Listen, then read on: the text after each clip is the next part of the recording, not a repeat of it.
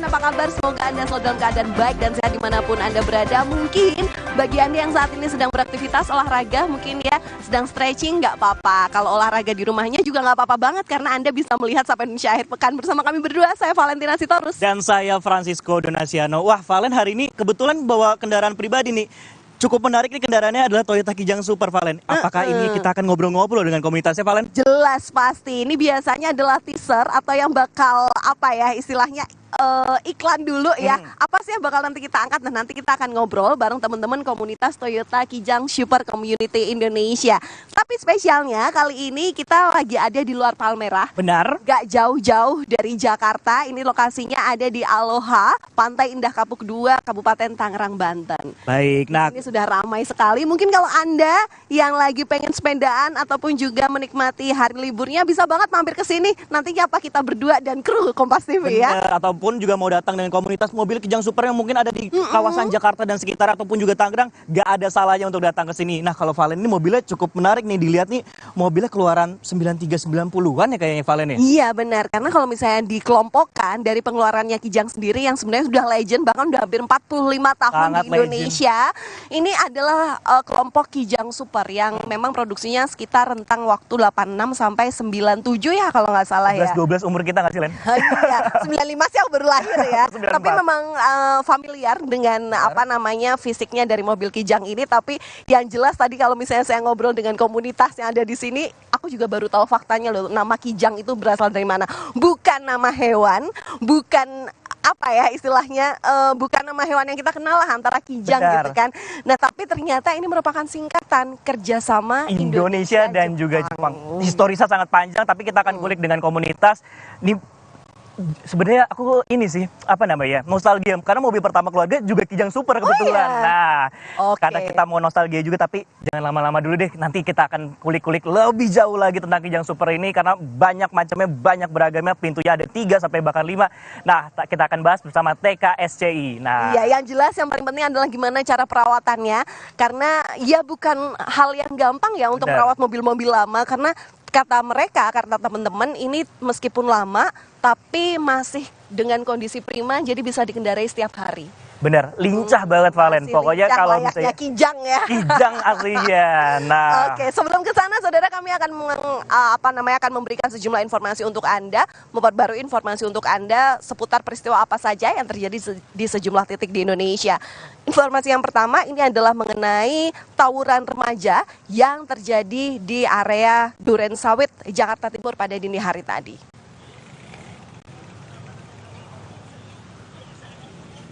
32 remaja yang diduga melakukan aksi tawuran ini sempat mencoba kabur saat melihat patroli dari petugas. Saat diperiksa, petugas menemukan 3 celurit, 2 stick golf, dan potongan besi. Diduga para remaja ini hendak mencari lawan untuk melakukan aksi tawurannya. Sepeda motor pelaku juga turut disita. Dan untuk sementara, para remaja diamankan untuk didata petugas sebelum diserahkan ke orang tuanya.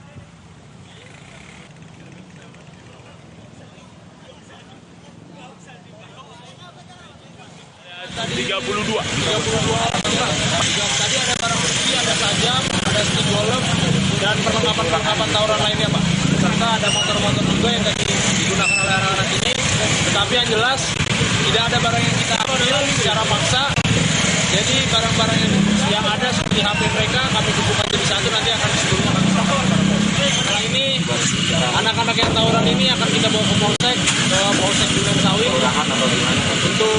untuk kita serahkan kepada Polsek dan kita lanjuti sesuai dengan hukum dan peraturan yang berlaku. saudara, tangki gas di sumur pengeboran milik KSO Pertamina, EP dan PD Migas Kota Bekasi meledak pada Jumat sore. Akibatnya 1 orang meninggal dunia dan 1 orang terluka.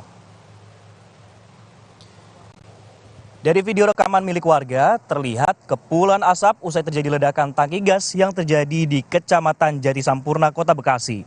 Direktur PD Migas Kota Bekasi mengatakan tangki gas yang meledak dalam kondisi kosong dan masih dalam proses instalasi.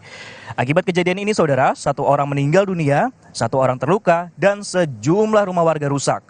Penyebab ledakan juga hingga kini masih diselidiki.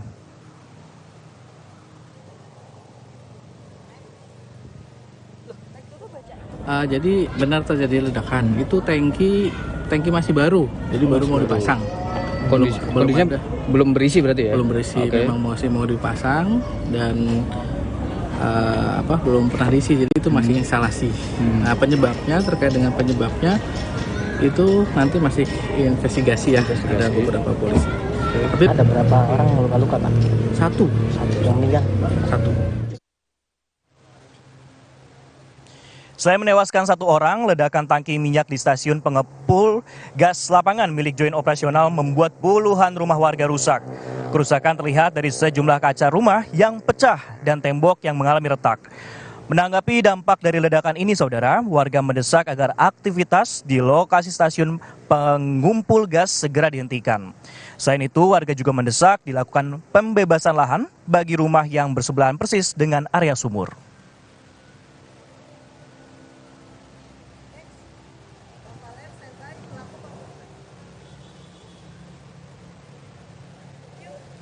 Saudara, kita ke Jawa Tengah. Sekurang dari 12 jam, jajaran Satreskrim Polres Sukoharjo dan Polda Jawa Tengah ini menangkap pelaku pembunuhan dosen UIN Raden Mas Said Surakarta. Pelaku ini adalah seorang tukang yang merenovasi rumah korban. Tersangka diketahui ditangkap di rumahnya yang tak jauh dari penemuan jasad korban. Menurut pengakuan tersangka, aksi pembunuhan ini dipicu oleh perkataan korban kepada pelaku. Dan untuk menghilangkan jejak, pelaku membakar bajunya di areal persawahan. Polisi menyita sejumlah barang bukti yakni pisau, bantal, kasur, dan sejumlah barang lain.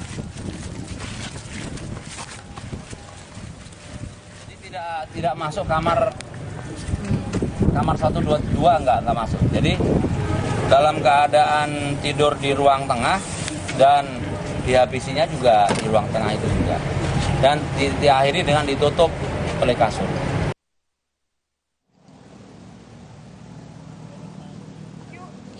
Usai disemayamkan di gedung Rektorat UIN Raden Mas Said Surakarta, jenazah dosen Wahyu Dian Silviani yang meninggal akibat pembunuhan dibawa pulang keluarga untuk dimakamkan di kampung halaman. Seluruh jajaran Sivitas Akademika dan mahasiswa ikut menyolatkan jenazah sekaligus melepas kepergian salah satu dosen di Fakultas Ekonomi dan Bisnis Islam UIN Raden Mas Said. Sementara itu, ayah korban berharap agar kasus yang menimpa anaknya ini diusut hingga tuntas.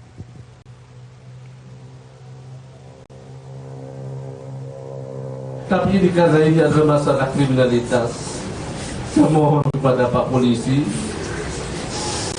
itu diusut tuntas, Pak. Ini masalah kejahatan, Pak.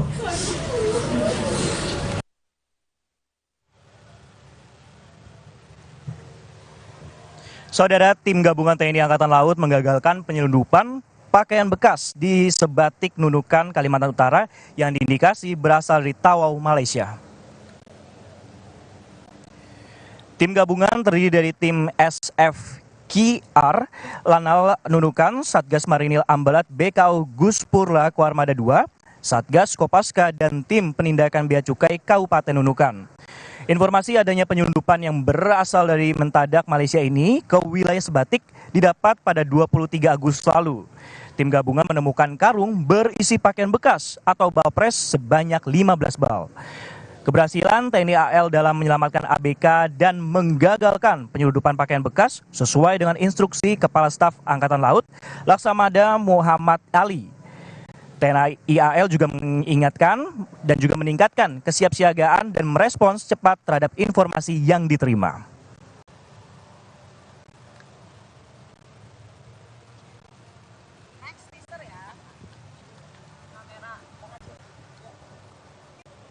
Saudara, kami akan kembali dengan sejumlah informasi. Di antaranya adalah mengenai kasus bayi tertukar yang terjadi di Bogor, Jawa Barat yang kini sudah sampai di titik akhir. Hasil tes DNA menyatakan bahwa kedua bayi ini memang benar tertukar. Informasi selengkapnya akan kami hadirkan hanya di Sapa Indonesia akhir pekan.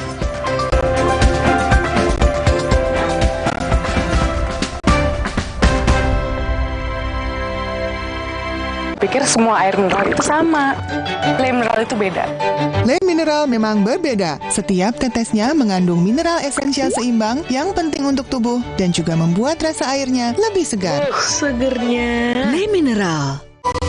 Siapkan diri untuk pencapaian luar biasa dan lewati batasmu. Stargazer X, unleash the X in you. Bareng Tiket.com, liburanku selalu jadi yang terindah. Banyak pilihan hotel, villa favorit, dan tiket pesawat kemanapun. Promonya melimpah, Tiket.com jamin harga termurah. Tiketmu sekarang. Nggak enak? Iya, kayak ada manis-manisnya. Le mineral memang berbeda. Setiap tetesnya mengandung mineral esensial seimbang yang penting untuk tubuh dan juga membuat rasa airnya lebih segar. Le mineral. Wukong, bagus buat kesehatan. Baru, sudah muncul natural Sari Kunyit Plus dengan zat aktif kurkumin dan black pepper. Diproses dengan suhu rendah agar zat aktifnya terjaga. Lebih cepat atasi masalah lambung, daya tahan tubuh kuat. Sudah muncul natural Sari Kunyit Plus. Good. Rumah berantakan banget sih, kan ada depo bangunan. Ya, hanya di Depo Bangunan. Bisa belanja hemat, barangnya lengkap, dan berkesempatan menang undian hadiah total 12 miliar Depo Bangunan. Ayo belanja sekarang. Ya, di Depo Bangunan.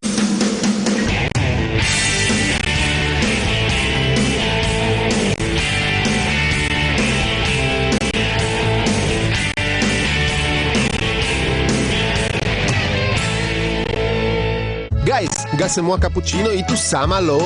Oh ya? Torabika Cappuccino nomor 1 di dunia. Biji kopinya pilihan dengan susu New Zealand. Foamnya jadi tebal, gak encer, dan gak bubar, pasti tuan Choco Granul. Try it! Choco Granulnya nyoklat habis. Gurih, tapi kopinya masih berasa. Perfect, balikin mood. Torabika Cappuccino nomor 1 di dunia. Tola The Card Game, produk baru dari Harian Kompas. Dapatkan di marketplace kesayangan Anda. Duh, Menir, anak saya main HP mulu nih. Bagaimana ya? Dulu, anak saya juga begitu. Tapi sejak beli Pala The Card Game, sekarang saya diajak main melulu.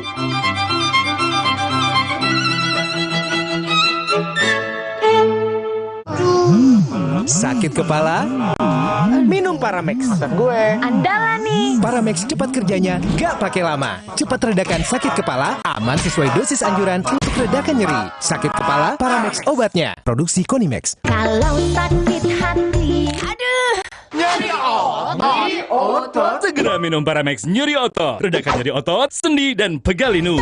Nyeri otot, Paramex nyeri otot. Produksi Konimex. Le mineral beda banget, lebih smooth, lebih segar. Le mineral memang berbeda. Setiap tetesnya mengandung mineral esensial seimbang yang penting untuk tubuh dan juga membuat rasa airnya lebih segar. Lebih enteng. Le mineral. Guys, gak semua cappuccino itu sama loh.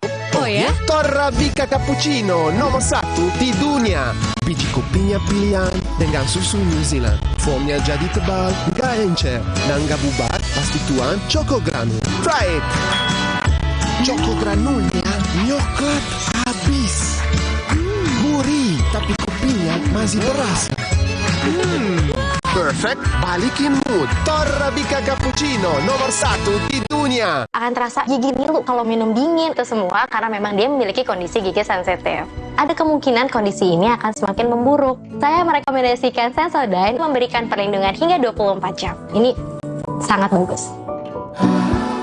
Lebih dari 30 tahun, Thermorex menjaga si kecil ketika demam dan menjadi andalan ibu Indonesia. Menjaga kualitas, aman diminum sesuai dosis anjuran. Thermorex, kembalikan keceriaan si kecil. Produksi Konimex.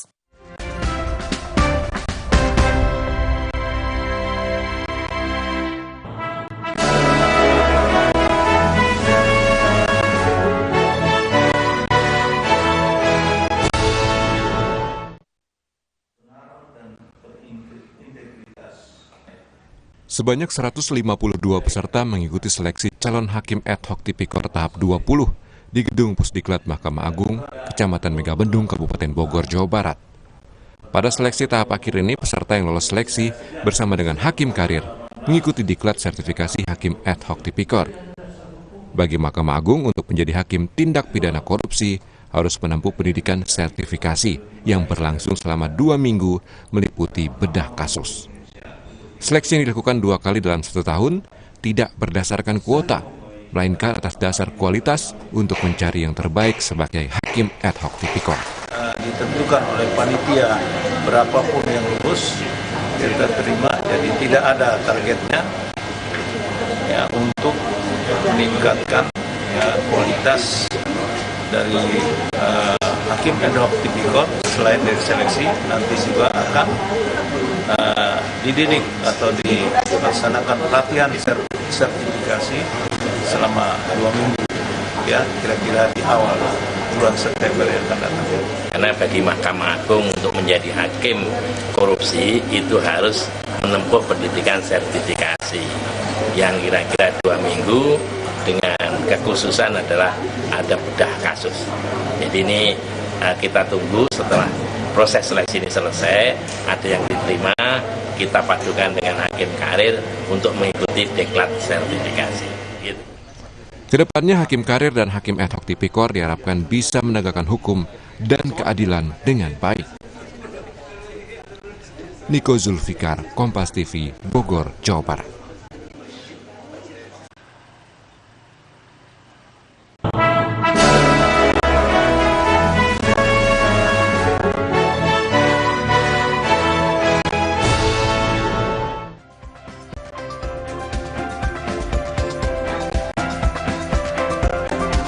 Kembali di Sapa Indonesia akhir pekan, saudara. Saudara, tes DNA membuktikan bahwa 99% atau 9,9% bayi di Bogor, Jawa Barat memang tertukar. Polres Bogor fasilitasi rumah bersama untuk pererat ikatan bayi tertukar dan orang tua. Hasil ini disampaikan langsung kepada kedua orang tua bayi dalam mediasi di Mapolres Bogor. Hasil DNA Puslap 4 Mabes Polri yang dilakukan menunjukkan kedua bayi ini memang tertukar. Nantinya Polres Bogor juga akan membantu proses adaptasi kedua bayi ini dengan ibu mereka masing-masing, saudara. Proses pengembalian anak akan dilakukan selama 1 bulan.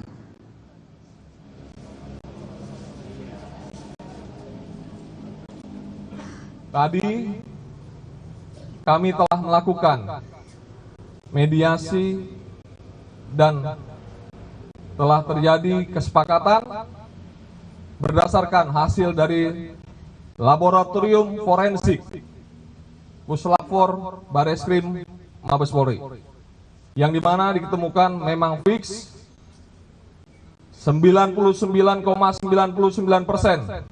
berdasarkan data yang diberikan oleh Kapuslap 4 Bareskrim, dalam hal ini yang diwakili oleh beliau, bahwa anak tersebut memang tertukar. Setelah itu, dengan kebesaran hati kedua belah pihak, maka proses setelah dibacakan oleh Puslap 4 Bareskrim, sekali lagi kami mengucap syukur alhamdulillah atas rahmat Allah Subhanahu wa taala, Tuhan yang Maha Kuasa, masing-masing pihak bisa menerima dengan kebahagiaan yang luar biasa. Saudara, informasi mengenai bayi yang tertukar di Bogor kita akan langsung tanyakan kepada jurnalis Kompas TV, ada Triksi Valencia di sana. Triksi, selamat pagi. Kita paham bahwa proses pertukaran antara bayi yang tertukar ini akan dilakukan 1 bulan untuk membangun kedekatan dengan sang ibu asli dari masing-masing bayi. Tapi adakah metode khusus dalam proses ini? Apa saja kira-kira? Dan kemungkinan, ini kan kemarin polisi sudah rilis bahwa ini ada kelalaian dari pihak rumah sakit. Nah, dari pihak keluarga, ini apakah memang ada proses hukum lanjutan dalam kasus ini? Triksi. Ya, selamat pagi Valen dan juga saudara. Pasca kabar baik yang disampaikan pada Jumat malam kemarin, tentu ada beberapa proses atau tahapan yang harus dilalui terlebih dahulu sebelum akhirnya melakukan penyerahan anak masing-masing anak kepada keluarga atau orang tua biologisnya. Kalau disampaikan kemarin oleh pihak Kementerian Pemberdayaan Perempuan dan Perlindungan Anak, pada kurun waktu 1 bulan ini, di minggu pertama akan dilakukan asesmen dari pihak keluarga, anak maupun juga orang tua. Lalu kemudian berikutnya akan dilakukan pendampingan terkait dengan penyesuaian anak terhadap lingkungan baru. Ini termasuk juga dengan orang tua maupun juga keluarga baru, mengingat mereka sudah terpisah selama 1 tahun dan berada di keluarga yang berbeda atau bukan di keluarga biologisnya. Dari semalam atau kesepakatan semalam ini juga akan ada rumah bersama yang dibangun di Polres Bogor, sehingga nanti tempat tersebut akan digunakan untuk masing-masing keluarga maupun juga orang tua ini menjalin hubungan, membangun hubungan dengan anak biologisnya. Nah, ini akan digunakan di Polres Bogor sesuai dengan jadwal maupun juga waktu yang sudah ditentukan, termasuk juga pendampingan dari pihak Kementerian Pemberdayaan Perempuan dan Anak dan juga dari KPAI. Barulah setelah itu akan ada proses asesmen lagi. Ini akan melihat apakah tahapan-tahapan sebelumnya ini berjalan dengan baik, bisa berjalan dengan lancar, sehingga barulah pada minggu keempat plus 2 hari akan dilakukan penyerahan maupun juga pengembalian masing-masing anak kepada keluarga biologisnya, Valen dan juga saudara. Tapi tentu ini akan melihat lagi prosesnya. Apakah semuanya bisa berjalan dengan baik, apakah hubungannya juga sudah mulai terjalin, karena mengingat anak ini masih dalam usia 1 tahun yang sedang dalam waktu yang erat dengan orang tuanya maupun juga dengan keluarganya. Dan bahkan juga disampaikan pasca 1 bulan setelah proses tersebut berlangsung, apabila nanti memang masih diperlukan pendampingan, maka ini akan difasilitasi.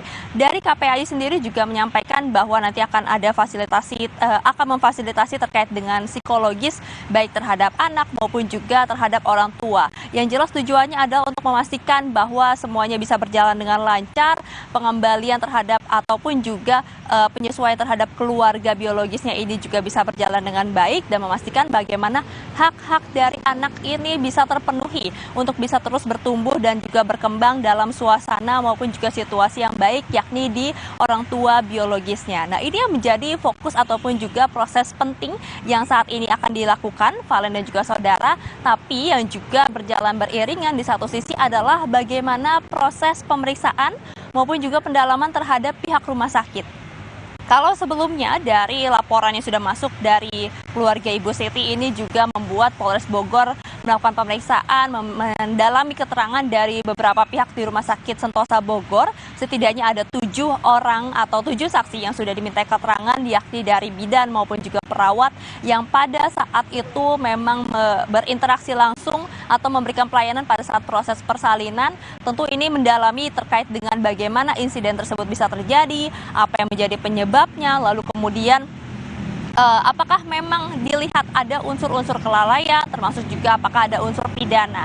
Nah, ini yang didalami juga oleh Polres Bogor, yang disampaikan juga kemarin oleh Kapolres Bogor AKBP Rio Wahyu, yang menyatakan bahwa masih terus didalami dan juga masih terus dilakukan pemeriksaan lebih lanjut. Ini masih terus berjalan, Valen dan juga saudara, terkait pemeriksaan, termasuk juga apakah akan ada langkah hukum yang diambil oleh pihak keluarga, mengingat kemarin juga sudah disampaikan bahwa dari hasil pemeriksaan tes DNA di Puslapfor Polri menunjukkan bahwa benar 99,98% kedua bayi tersebut tertukar.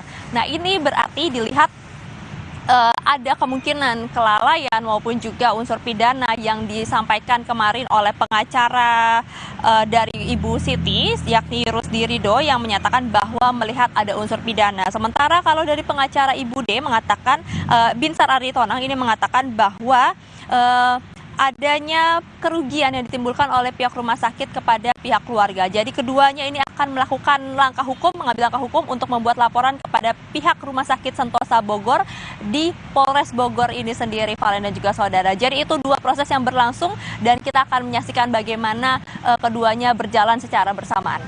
Valen.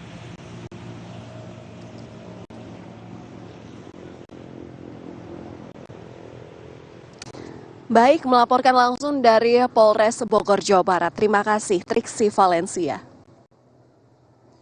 Kita beralih ke informasi Kita beralih ke informasi lain, Saudara. Forum Kerjasama Multilateral G20 Trade and Investment Ministerial Meeting telah digelar di India.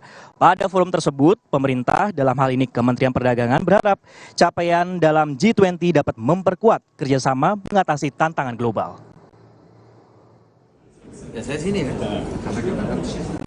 Pertemuan negara-negara anggota G20 tingkat Menteri Perdagangan dan Industri G20 Trade and Investment Ministerial Meeting telah dilaksanakan di Jaipur, India, Kamis 24 Agustus 2023. Pertemuan dibuka dan dipimpin Menteri Perdagangan dan Industri India, Piyush Goyal.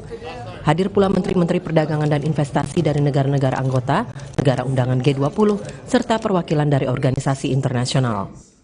Dalam pidato pembukaan, Menteri Perdagangan Zulkifli Hasan menyampaikan harapannya, yakni mengenai aksi nyata dari berbagai capaian dalam pertemuan-pertemuan G20.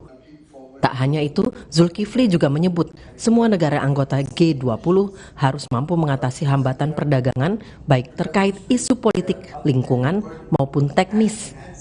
Zulkifli mengungkapkan Indonesia siap untuk terus membangun kerjasama dengan negara-negara anggota G20 dalam mendorong sistem perdagangan multilateral yang adil, inklusif, dan berkelanjutan. Indonesia juga siap menjembatani berbagai peluang peningkatan kerjasama untuk menyejahterakan masyarakat. Selain pembahasan soal perdagangan, Zulhas menjelaskan bahwa kemajuan teknologi, peningkatan tuntutan akan efisiensi, dan isu keberlanjutan turut mendorong transformasi dalam perdagangan global. Sehingga digitalisasi menjadi keniscayaan dalam perdagangan saat ini. Selain itu, hasil pembahasan dan kesepakatan dalam G20 Trade and Investment Ministerial Meeting dinilai penting untuk mendukung konferensi tingkat tinggi G20 di New Delhi, India pada September 2023. Tim Liputan, Kompas TV. Informasi lainnya, saya ajak Anda ke Makassar, Sulawesi Selatan, Saudara, di mana Festival 8 di tahun 2023 ini, atau yang lebih akrab disapa Makassar International Aid Festival and Forum, telah digelar. Nah, F8 ini menjadi ajang pengenalan produk UMKM, di mana di hari ketiga diperkirakan ada ratusan ribu orang mengunjungi gelaran F8. Makassar International Aid Festival and Forum atau F8 digelar di Anjungan Pantai Losari, Kota Makassar. Sejak dibuka pada Rabu 23 Agustus 2023, kegiatan F8 menarik antusiasme ratusan ribu pengunjung. Kegiatan ini dimanfaatkan pelaku usaha mikro kecil dan menengah UMKM untuk mengenalkan produk kerajinan maupun kuliner. Salah satunya UMKM produk kerajinan rajut. Pasalnya produk ini banyak menarik minat masyarakat, terutama tas rajut maupun boneka, yang kebanyakan dibeli untuk souvenir. Tak heran jika omset pelaku UMKM produk rajut naik hingga jutaan rupiah hingga hari ketiga. Kalau yang kemarin ya agak nggak terlalu banyak, cuman hari ini pas buka tuh udah rame banget. Jadi pas taruh barang udah banyak yang datang. Itu dalam sehari biasa berapa ya? Kalau di sini nih Kak, di sini berapa ya Kak? 2 jutaan ya? 2 jutaan. Di hari ketiga, pengunjung F8 juga dimanjakan dengan penampilan band ternama tanah air, seperti Slang, Symphony of Life, Govinda, dan Lobo, yang terbagi di 4 zona festival Pantai Losari. Dan sepertinya kalau kita melihat dari zona 1 sampai zona 4, jumlah pengunjungnya itu merata. Dari hari pertama pembukaan sampai hari ketiga di hari Jumat. Di F8, pengunjung akan menyaksikan 8 bidang kesenian berawalan huruf F. Di antaranya fashion, film, food and fruit, fashion music, hingga flora dan fauna. Tim Liputan, Kompas TV, Makassar, Sulawesi Selatan. Informasi usai jeda, Saudara, 1 pekan sudah kebakaran di TPA Sarimukti, Bandung Barat belum juga padam. BNPB kerahkan helikopter untuk lakukan waterbombing. Kami akan kembali dengan laporan langsungnya usai jeda.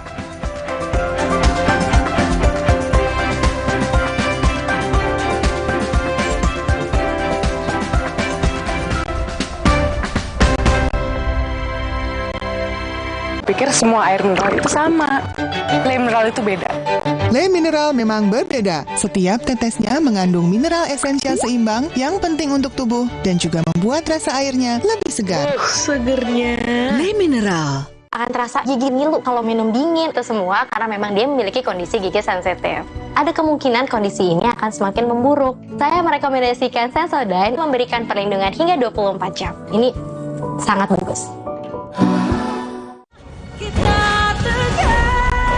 Sakit kepala, menangkan hari kita dengan Bodrek.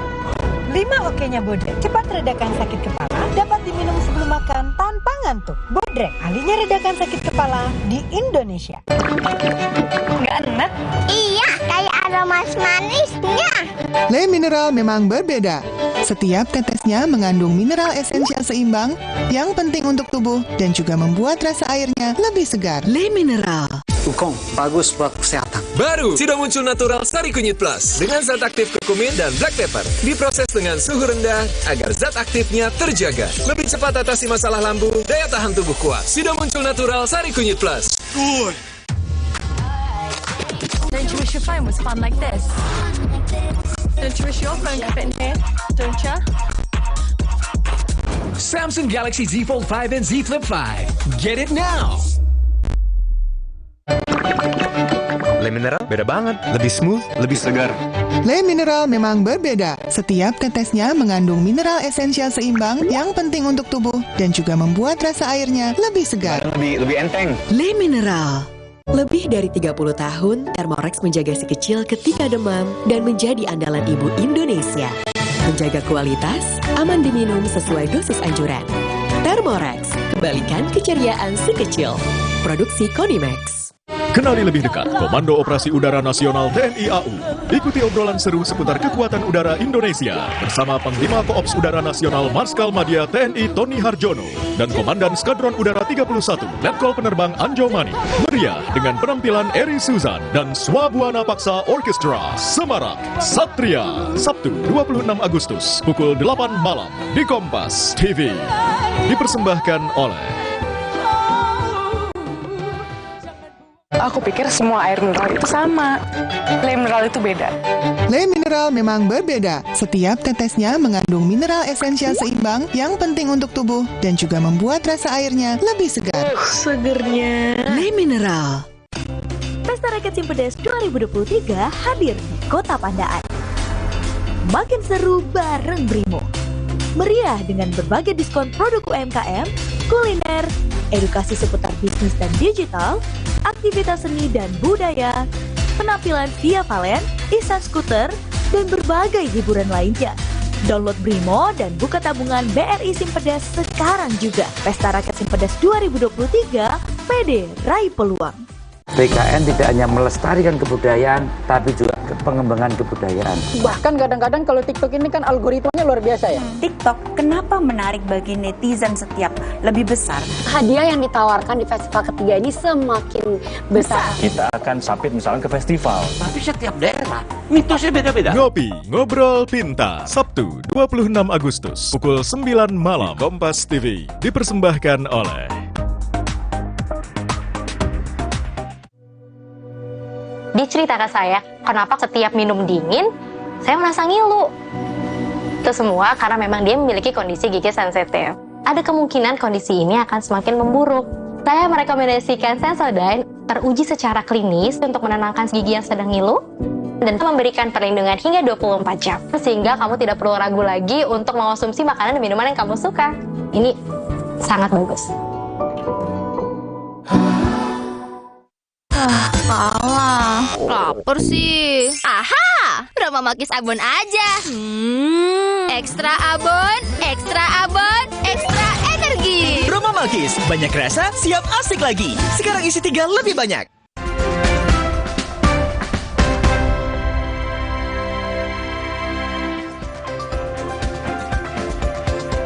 Kembali di Sapa Indonesia akhir pekan saudara di kawasan Aloha Peak 2 Tangerang.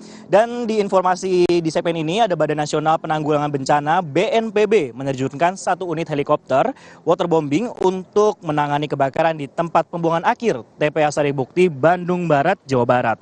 Upaya pemadaman kebakaran dengan waterbombing akan dilakukan selama 3 hari.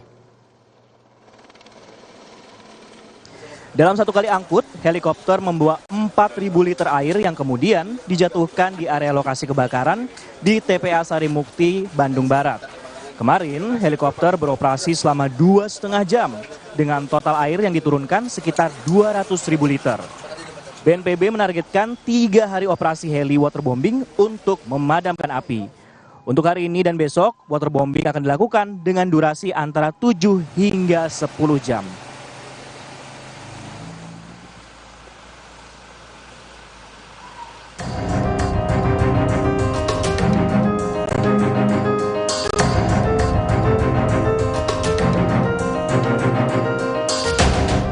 Seminggu sudah, kebakaran gunungan sampah di TPA Sarimukti, Kecamatan Cipatat, Kabupaten Bandung Barat, Jawa Barat belum juga padam. Kepulan asap pekat masih menutupi area TPA Sarimukti. Bahkan pagi tadi, kobaran api kembali muncul dan nyaris merembet ke tangki BBM dan alat berat. Di pagi sekitar pukul 3 kita lihat ternyata ada rambatan api yang akan merambat ke tangki BBM. Satu itu, yang kedua tadi ada rambatan juga ke bagian alat berat yang ada di bawah zona, itu masuknya zona 4. Tapi alhamdulillah setelah tadi gerak cepat dari kantor ke sini secepatnya dipadamkan. Kebakaran di TPA Sarimukti mulai mengganggu kesehatan warga. Sejumlah warga mendatangi posko kesehatan darurat yang didirikan Puskesmas Cipatat untuk menjalani pemeriksaan medis. Hasil pemeriksaan awal, sebanyak 64 warga terinfeksi ISPA. 2 warga diantaranya harus dirujuk ke Puskesmas Cipatat karena mengalami gejala batuk, sakit tenggorokan, dan sesak napas. Yang kebanyakan yaitu ISPA, batuk, sama demam. Yang kebanyakan. ISPA-nya ringan atau berat? Kalau yang masih bisa dirawat di sini berarti masih dalam keadaan batas-batas wajar gitu ya. Kalau yang udah dirujuk berarti kan harus lanjutkan. Akibat kebakaran, aktivitas pembuangan sampah di TPA Sarimukti juga dihentikan. Atas kondisi ini, Pemprov Jawa Barat menyiapkan skema penanganan penumpukan sampah di wilayah Bandung Raya.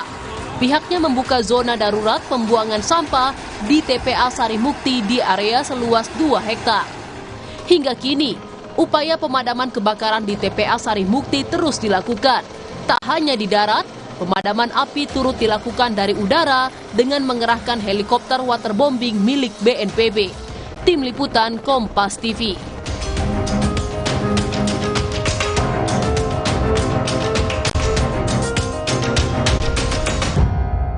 Dan saudara, kita akan pantau bagaimana kondisi terkini pasca kebakaran di TPA Sarimukti, Bandung Barat bersama dengan jurnalis Kompas TV Ahmad Fadlilah di sana. Selamat pagi Ahmad, ini kan pemberian waterbombing ini sudah dilakukan kemarin dengan menggunakan helikopter. Nah, apakah sudah terlihat hasil yang signifikan daripada dampak solutif yang diberikan oleh pemerintah kemarin?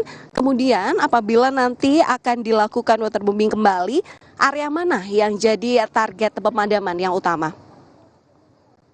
Ya, Valen dan saudara, di hari ke-8 kebakaran di TPA Sarimukti, Kecamatan Cipatat, Kabupaten Bandung Barat memang belum dinyatakan 100% padam.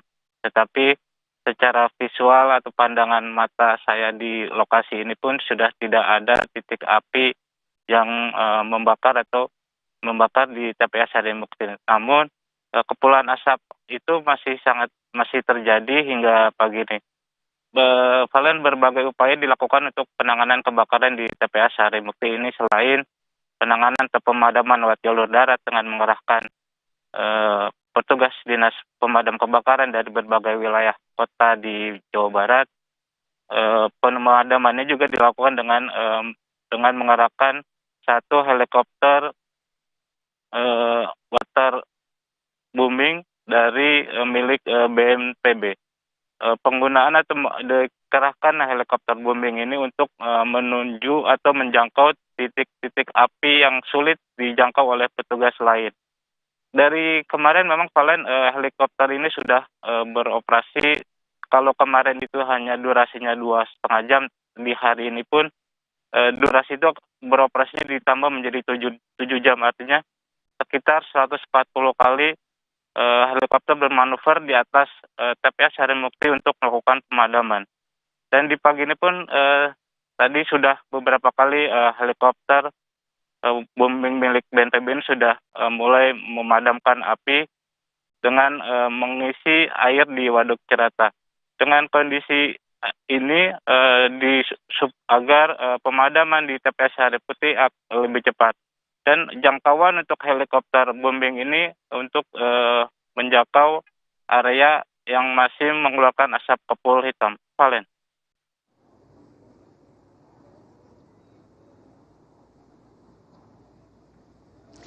Baik, terima kasih atas laporan Anda, jurnalis Kompas TV Ahmad Fadlilah langsung dari Bandung, Jawa Barat.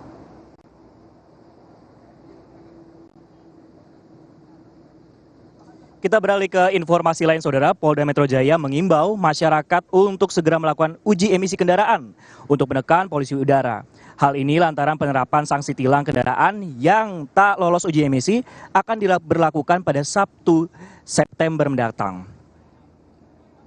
Wakil Direktur Lalu Lintas Polda Metro Jaya, AKBP Doni Hermawan mengatakan, kendaraan yang wajib melakukan uji emisi adalah kendaraan yang berusia di atas 3 tahun. Aturan kendaraan wajib uji emisi sudah diatur dalam Undang-Undang Lalu Lintas Nomor 22 Tahun 2009. Hingga kini, sosialisasi aturan ini pun masih terus dilakukan. Laksanakan hal ini adalah memberikan sosialisasi dan edukasi agar masyarakat yang memiliki kendaraan bermotor sadar untuk melakukan uji emisi secara berkala. Nanti pada awal September kita laksanakan dengan penegakan hukum. Untuk uji emisi sendiri, apakah ada tahun-tahun pembuatan tertentu untuk kendaraan Pak? Atau secara ketentuan kan di atas 3 tahun, kendaraan harus sudah diuji emisi.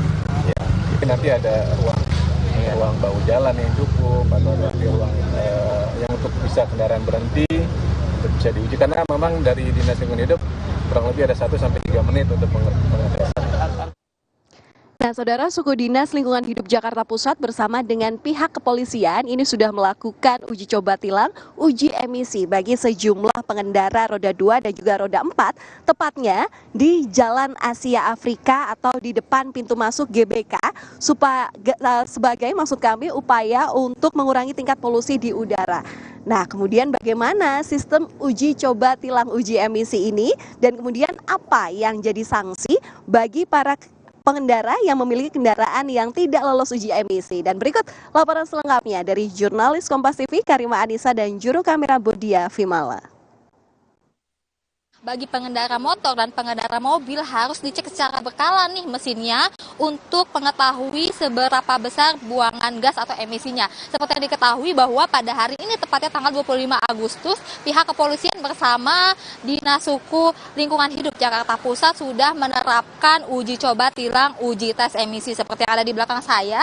Ini merupakan salah satu mesin tes untuk mengukur emisi ataupun buangan gas yang terkandung dalam kendaraan, baik itu kendaraan pribadi yang mengangkut penumpang maupun kendaraan yang mengangkut barang.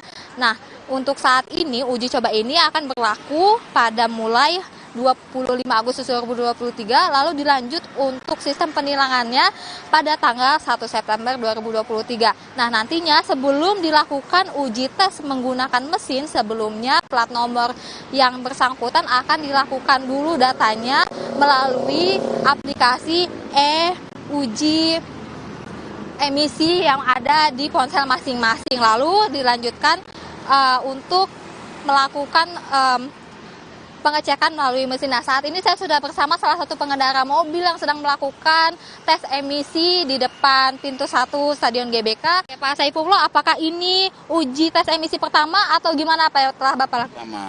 Yang pertama. Apa Bapak sebelumnya udah menerima informasi Pak kalau hari ini ada tes uji emisi? Enggak, saya pas lewat aja. Saya lihat uji emisi tes mobil saya. Emisinya gitu aja. Menurut Bapak untuk uji tes emisi ini bakal membantu untuk mengurangi polusi di Jakarta nggak sih Pak? Iya, untuk membantu polusi udara di Jakarta. Nah, apa Bapak udah tahu nih tahap-tahapnya kalau misalnya nggak lolos uji emisi ini Bapak akan melakukan apa seterusnya, apa udah diberitahu Pak? Kalau ini gagal saya nanti kembali lagi untuk mengoreksi mobil saya. Gitu aja. Oke, baik. Nah, untuk saat ini hasil tesnya sudah keluar belum Pak, lolos atau tidak nih Pak? Lulus. Alhamdulillah lulus. Oke, makasih ya. Terima kasih Pak atas waktunya bersama Kompas TV. Selamat melanjutkan perjalanannya kembali.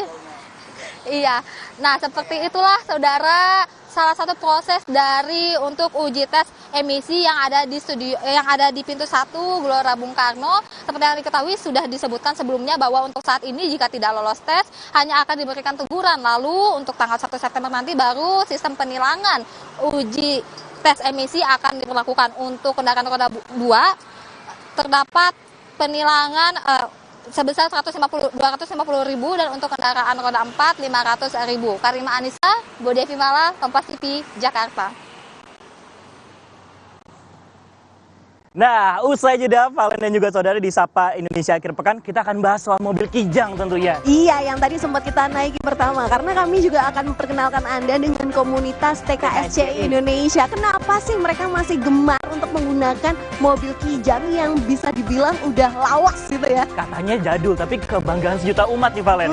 Nah, kita akan cek dulu semangatnya dari teman-teman komunitas TKSCI. TKSCI, silahkan yel-yelnya.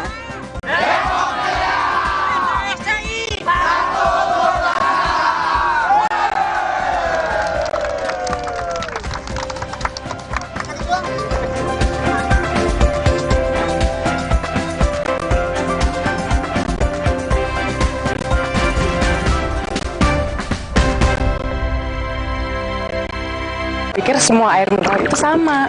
Air mineral itu beda. Le mineral memang berbeda. Setiap tetesnya mengandung mineral esensial seimbang yang penting untuk tubuh dan juga membuat rasa airnya lebih segar. Segernya. Le mineral.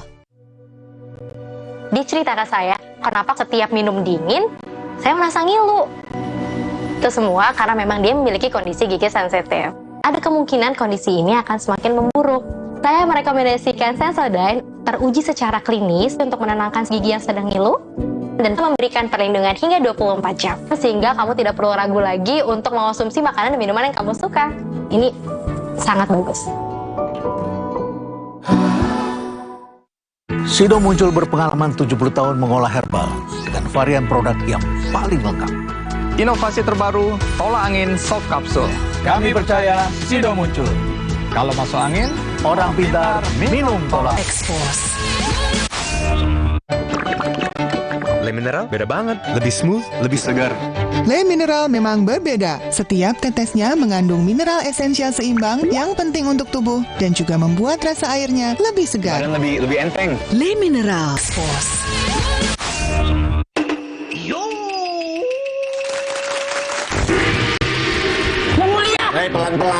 Pelan-pelan. Ya, maaf yang mulia. Ada seorang pemuda yang sedang memancing.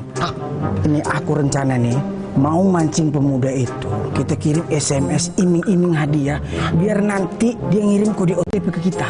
Nih, lihat tuh mulia. Apa? Udah diterima SMS-nya. Langsung dikirim itu kode OTP-nya. Ketipu dia kan? OTP. Jadi OTP. WhatsApp-nya udah diretas. Biar tahu rasa dia. Sembarangan dia ngasih kode OTP. Kalau udah kayak gini, bisa-bisa data pribadinya dipakai untuk pinjaman online. Kalau nggak itu ada hal-hal nggak bertanggung jawab lainnya nanti. Kita yang mulia. Jangan pernah membagikan kode OTP ke siapapun.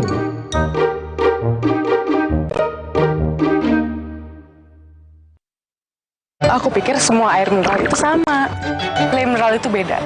Le mineral memang berbeda. Setiap tetesnya mengandung mineral esensial seimbang yang penting untuk tubuh dan juga membuat rasa airnya lebih segar. Segernya. Le mineral. Alah, lapar sih. Aha, Roma Makis Abon aja. Ekstra abon, ekstra abon, ekstra energi. Roma Malkis, banyak rasa, siap asik lagi. Sekarang isi 3 lebih banyak. Pesta Rakyat Simpedes kembali lagi tahun ini. Makin seru dengan Brimo. Hadir di 20 kota, meriah dengan berbagai diskon produk UMKM, kuliner, edukasi seputar bisnis dan digital, aktivitas seni dan budaya, penampilan musisi tanah air, dan berbagai hiburan lainnya. Download Brimo dan buka tabungan BRI Simpedes sekarang juga. Pesta Rakyat Simpedes 2023, PD raih peluang. Le mineral beda banget, lebih smooth, lebih segar. Le Mineral memang berbeda. Setiap tetesnya mengandung mineral esensial seimbang yang penting untuk tubuh dan juga membuat rasa airnya lebih segar. Lebih enteng. Le Mineral. Kenali lebih dekat Komando Operasi Udara Nasional TNI AU. Ikuti obrolan seru seputar kekuatan udara Indonesia bersama Panglima Koops Udara Nasional Marskal Madya TNI Tony Harjono dan Komandan Skadron Udara 31 Letkol Penerbang Anjo Mani. Meriah dengan penampilan Eri Suzan dan Swabuana Paksa Orkestra Semarang Satria. Sabtu 26 Agustus pukul 8 malam di Kompas TV. Dipersembahkan oleh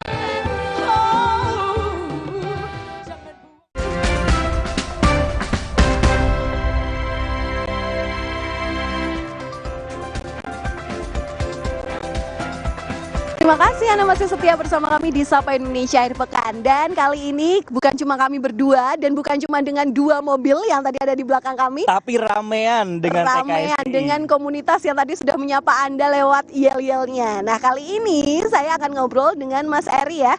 Halo Mas Eri, sehat Halo, ya? siap. Sehat, terima kasih sudah datang ke Sapa Indonesia Akhir Pekan.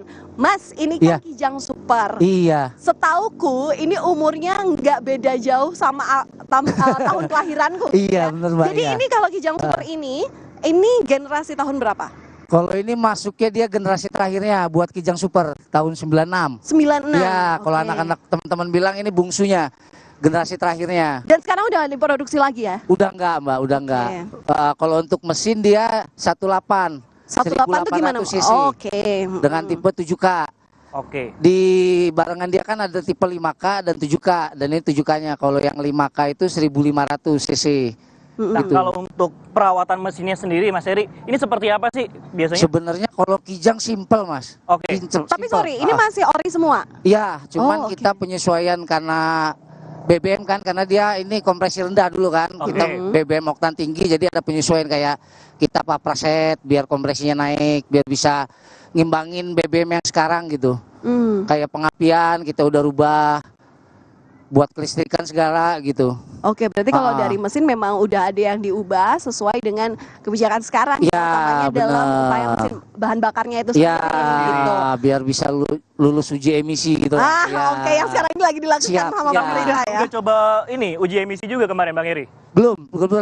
Oke. Iya. Berarti ini udah umurnya berapa tahun nih dipakai sama Mas Eri? Kalau saya ini dapatnya dari tahun 2015 saya pakai.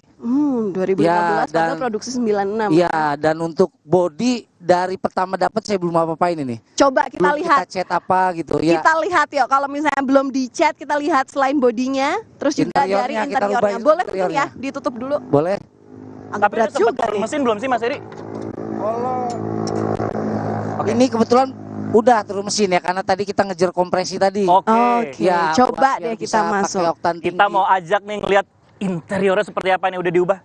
Ini kayaknya masih semua ori ya. Nah ini loh yang kekhasan zaman dulu. Ini. Apa ya sebutannya ya? Masih Ini pakai engkol. Masih pakai engkol membuka jendelanya. Terus ini semuanya masih ini ya, asli dari pabrikan. Asli, tapi memang kita udah ganti kulit untuk jok. Oke, ini udah ganti kulit. Dan ini loh saudara, kalau misalnya Anda melihat ini ya dari AC, kemudian dari apa aja, speaker, di dashboard, ini semuanya kotak-kotak gitu ya. Kalau sekarang kan udah dinamis ya. Kotaknya tuh bener-bener kotak yang tegas layaknya bentukan Kijang dari dulu sampai sekarang. Tapi Len yang nggak pernah ditemuin di mobil lain atau jarang nih, ini kacanya ini ya, yang benar, kaca warteg kalau kata teman-teman. Iya, yang digeser gitu ya. Sekarang kan ini sudah naik turun kan, ini kayak gini horizontal. Iya, bisa. Coba. Oh, memang harus dari dalam ya. Nah, ini yang nostalgia nih Len. Nah, ini rebutan kanan kiri. Ini bener ya, good morning sunshine gitu ya. Oke, semua yang paling. Nah, tapi yang jadi penasaran nih Mas Eri, apa sih yang kemudian masih setia sama Kijang ini? Di saat sekarang pun kalau kita lihat produksi Kijang sekarang udah seri yang lain, ada Kijang kapsul mungkin yang lebih modern atau malah Innova. Malah sekarang udah keluar Innova kan, produk Kijangnya. Karena masih setia, kenapa ya? Perawatan memang gampang. Mobil ini perawatan gampang dan secara mesin itu bisa dibilang paling bandel ini mobil Kijang. Kalau kata teman-temannya yang penting lo ada oli, bensin, kita jalan, ada air, kita jalan. Berani kecepatan berapa nih kalau misalnya berkendara? Pernah saya coba, ya bukan buat contoh ya, 140 masih bisa. Oh, masih 140, 150. Dan kalau untuk BBM-nya dia di 112, 110 tergantung kaki sekolah atau enggak gitu. Kalau kita kebut ya Baik. boros kan gitu. Yang jelas tetap harus hati-hati ya, meskipun seprima kondisi apapun, tapi yang jelas ini harus intens perawatan nih, Nah, iya karena benar. mobil lawas itu tadi. Valen yang bungsu nih, ternyata ada kakaknya lagi. Biasanya Oh, kakaknya ya? tuh semakin dikit pintunya tuh semakin senior ya. Ada Kita yang coba paling kesana lagi senior. Valen. Ayo Kita kita lihat nih. tengok. Yang merah ini katanya senior nih, ada Bang Pian di sini. Bang Pian, selamat pagi. Halo Bang Pian, salam sehat. Ikutan juga. Nah, Bang Pian, ini bentar, ini 3 pintu atau 4 pintu, sorry? Ini 3 pintu. 3 pintu, berarti lebih tua lagi dong? Kebetulan ini paling tua. Paling tua? Iya. Tunggu. 3 pintu tuh gimana ya? Dalam Mohon maaf artian nih. 3 pintu ini, jadi Kijang Super ini dia ada beberapa varian. Yang 3 pintu dan 4 pintu. 3 pintu berarti Depan 2, belakang 1. belakang tuh bagasi maksudnya. Kalau untuk masuknya berarti dia dari jok sebelah kiri. Dari jok sebelah kiri? Dari sebelah. Yang mau duduk di tengah sama di belakang. Oh, gitu ya. Kalau sekarang berarti 4 pintu ya, 2 depan, 2 tengah. Betul. Dan yang 1 belakang untuk bagasinya ya. Kebetulan memang anak-anak Kijang bilangnya ini Kijangnya Kijang rare. Ya, rare. Kijang langka. Betul. Emang punya ini dari tahun berapa, Mas? Kebetulan saya pegang ini baru setahun. Baru setahun? Baru setahun. Memang mobil ini tadinya memang saya dambakan. Kebetulan dambakannya itu karena keunikannya. Ya. Bentar, Len. Tapi ini kayaknya mau direstorasi ya. Ngeliatnya ini masih yang...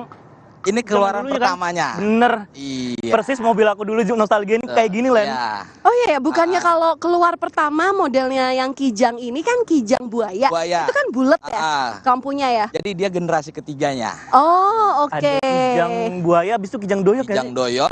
Terus Dan ini Kijang super. Yang memang udah kotak ya, semuanya kotak gitu ya. Kotak. Sampai ke dashboardnya pun kotak. Oke. Nah, biasanya nih orang-orang yang punya mobil lawas itu karena dari keluarga secara turun-temurun itu juga memang punya mobil Kijang. Apa dulu?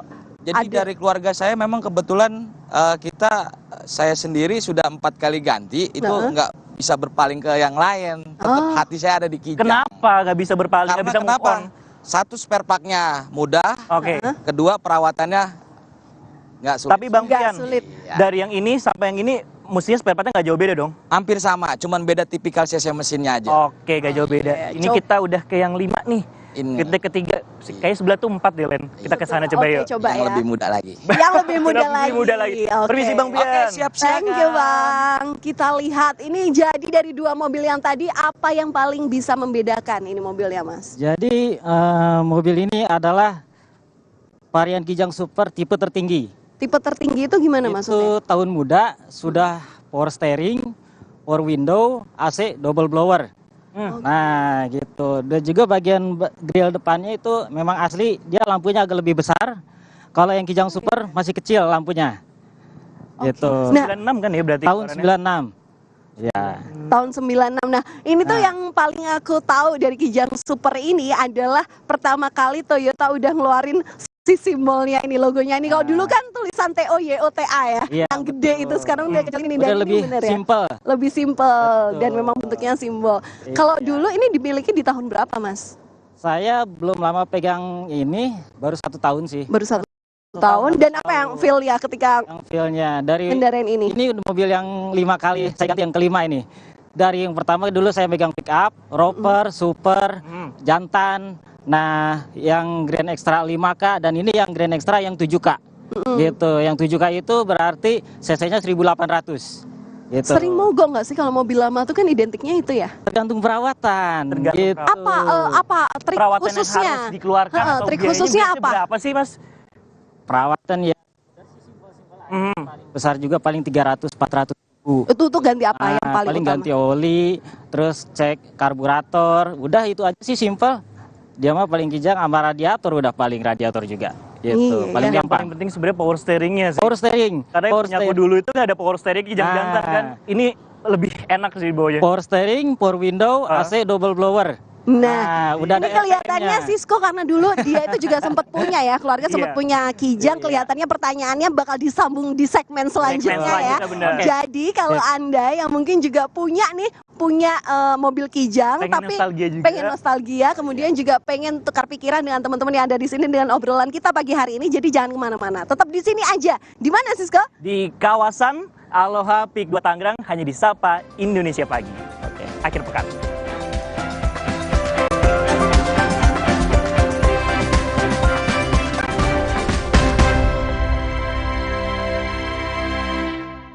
pikir semua air mineral itu sama. Le mineral itu beda. Le mineral memang berbeda. Setiap tetesnya mengandung mineral esensial seimbang yang penting untuk tubuh dan juga membuat rasa airnya lebih segar. Segernya. Le mineral. Ukong, bagus buat kesehatan. Baru, sudah muncul natural Sari Kunyit Plus dengan zat aktif kurkumin dan black pepper. Diproses dengan suhu rendah agar zat aktifnya terjaga. Lebih cepat atasi masalah lambung, daya tahan tubuh kuat. Sudah muncul natural Sari Kunyit Plus. Good. Cita rasa Italia sebenarnya Wafelo. Krimnya lumer bisa digeser. Pilih wafer ya wafer Italia. Wafelo. Bring over buy one get one free for eyewear. Syarat dan ketentuan berlaku. Optik melawan.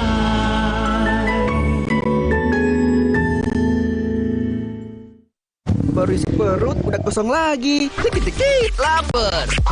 Barusan jajan tapi masih lapar. Dikit-dikit lapar. Sari gandum dengan gandum utuh dan krim coklat lezat bikin kenyang lebih lama. Sari gandum, seenak itu, sekenyang itu.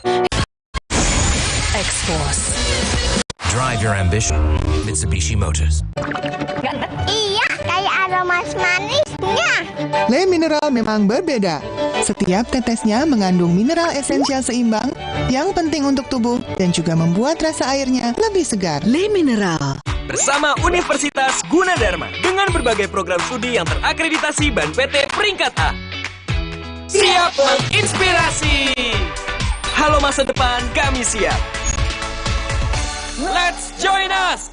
BRI mempersembahkan ajang hiburan dan edukasi Pesta Rakyat Simpedes PD Raih Peluang digelar di Taman Chandra Wilwatikta Pandaan Pasuruan. Seru dengan panggung hiburan, meriah dengan penampilan Via Valen dan Iksan Scooter. Pesta Rakyat Simpedes Pasuruan Minggu 27 Agustus pukul 8 malam di Kompas TV. Dipersembahkan oleh Kopi ABC Klepon, sensasi baru yang culturalis. Kopi dipadu kelapa gurih, manis gula aren dan harum pandan. Praktis, langsung pakai air dingin. Baru, Kopi ABC Klepon, rasa legit Nusantara. Aku pikir semua air mineral itu sama. Le mineral itu beda. Le mineral memang berbeda. Setiap tetesnya mengandung mineral esensial seimbang yang penting untuk tubuh dan juga membuat rasa airnya lebih segar. Segernya. Le mineral. BKN tidak hanya melestarikan kebudayaan, tapi juga pengembangan kebudayaan. Bahkan kadang-kadang kalau TikTok ini kan algoritmanya luar biasa ya. TikTok kenapa menarik bagi netizen setiap lebih besar? Hadiah yang ditawarkan di festival ketiga ini semakin besar. Kita akan submit misalnya ke festival. Tapi setiap daerah mitosnya beda-beda. Ngopi, Ngobrol Pintar, Sabtu 26 Agustus, pukul 9 malam, Kompas TV. Dipersembahkan oleh Waktunya internetan ngebut dengan promo spektakuler. Dapatkan double cashback total hingga jutaan rupiah. Dan gratis biaya pemasangan. Yuk langganan First Media sekarang mulai 200 ribuan aja.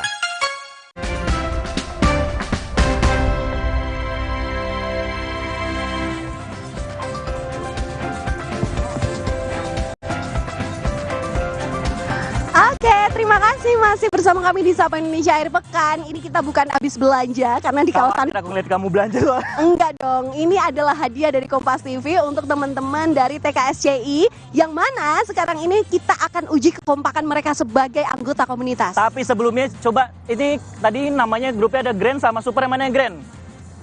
Oh, Kijang Grand. Kijang Grand. Kalau Kijang Super? Waduh, nih keren-keren banget. Kalau dilihat dari semangatnya sih memang menang Kijang Super ya. Tapi kalau kita lihat gimana taktiknya yang bisa menentukan juara, kita buktikan gitu ya. Apakah jadul-jadul pemiliknya ini sama kuatnya sama mobilnya ini bisa mindahin gundu nih? Penasaran juga nih sebenarnya Valen. Oke, nah jadi mereka ini akan lomba ya istilahnya kalau kita masih di bulan Agustus ini masih ingat lomba 17-an ya. Jadi mereka nanti akan berlomba dengan memindahkan kelereng dari gelas satu ke gelas yang ada di ujung sana atau gelas kedua. Tapi yang paling unik adalah mereka nanti akan membawa kelereng ini menggunakan sendok dan melintasi area secara zigzag gitu ya. Jadi lintasannya kita buat agak sulit zigzag. Jadi biasanya nanti di salah satu titik mereka akan bertabrakan. Nah, bertabrakan itu mohon maaf jangan berantem ya. Udah imbauan dari sekarang tuh gitu kan. Penasaran sama manuvernya, kayaknya kita mulai aja kali ya, Len, mulai ya? aja, langsung Sisko, kita hitung mundur. Kita mundur ya, dari berapa? 3 ya? Oke, Len. 3, 2, 1, go! Ayo kita lihat. Ayo zigzag, nah Anda jatuh tuh. Di sana. Di sana. Nah, kelerengnya nggak boleh dipegang pakai tangan ya. Ini dipegang pakai tangan semua nih. Kayaknya super memimpin ini, Valen. Waduh, jatuh. Aduh, pelan-pelan dong. Kuncinya jangan sampai jatuh, karena kalau kuncinya jatuh kita ambil gitu ya. Sampai jatuh kelerengnya. Iya, kelerengnya udah ada yang jatuh. Biarin aja, Sisko.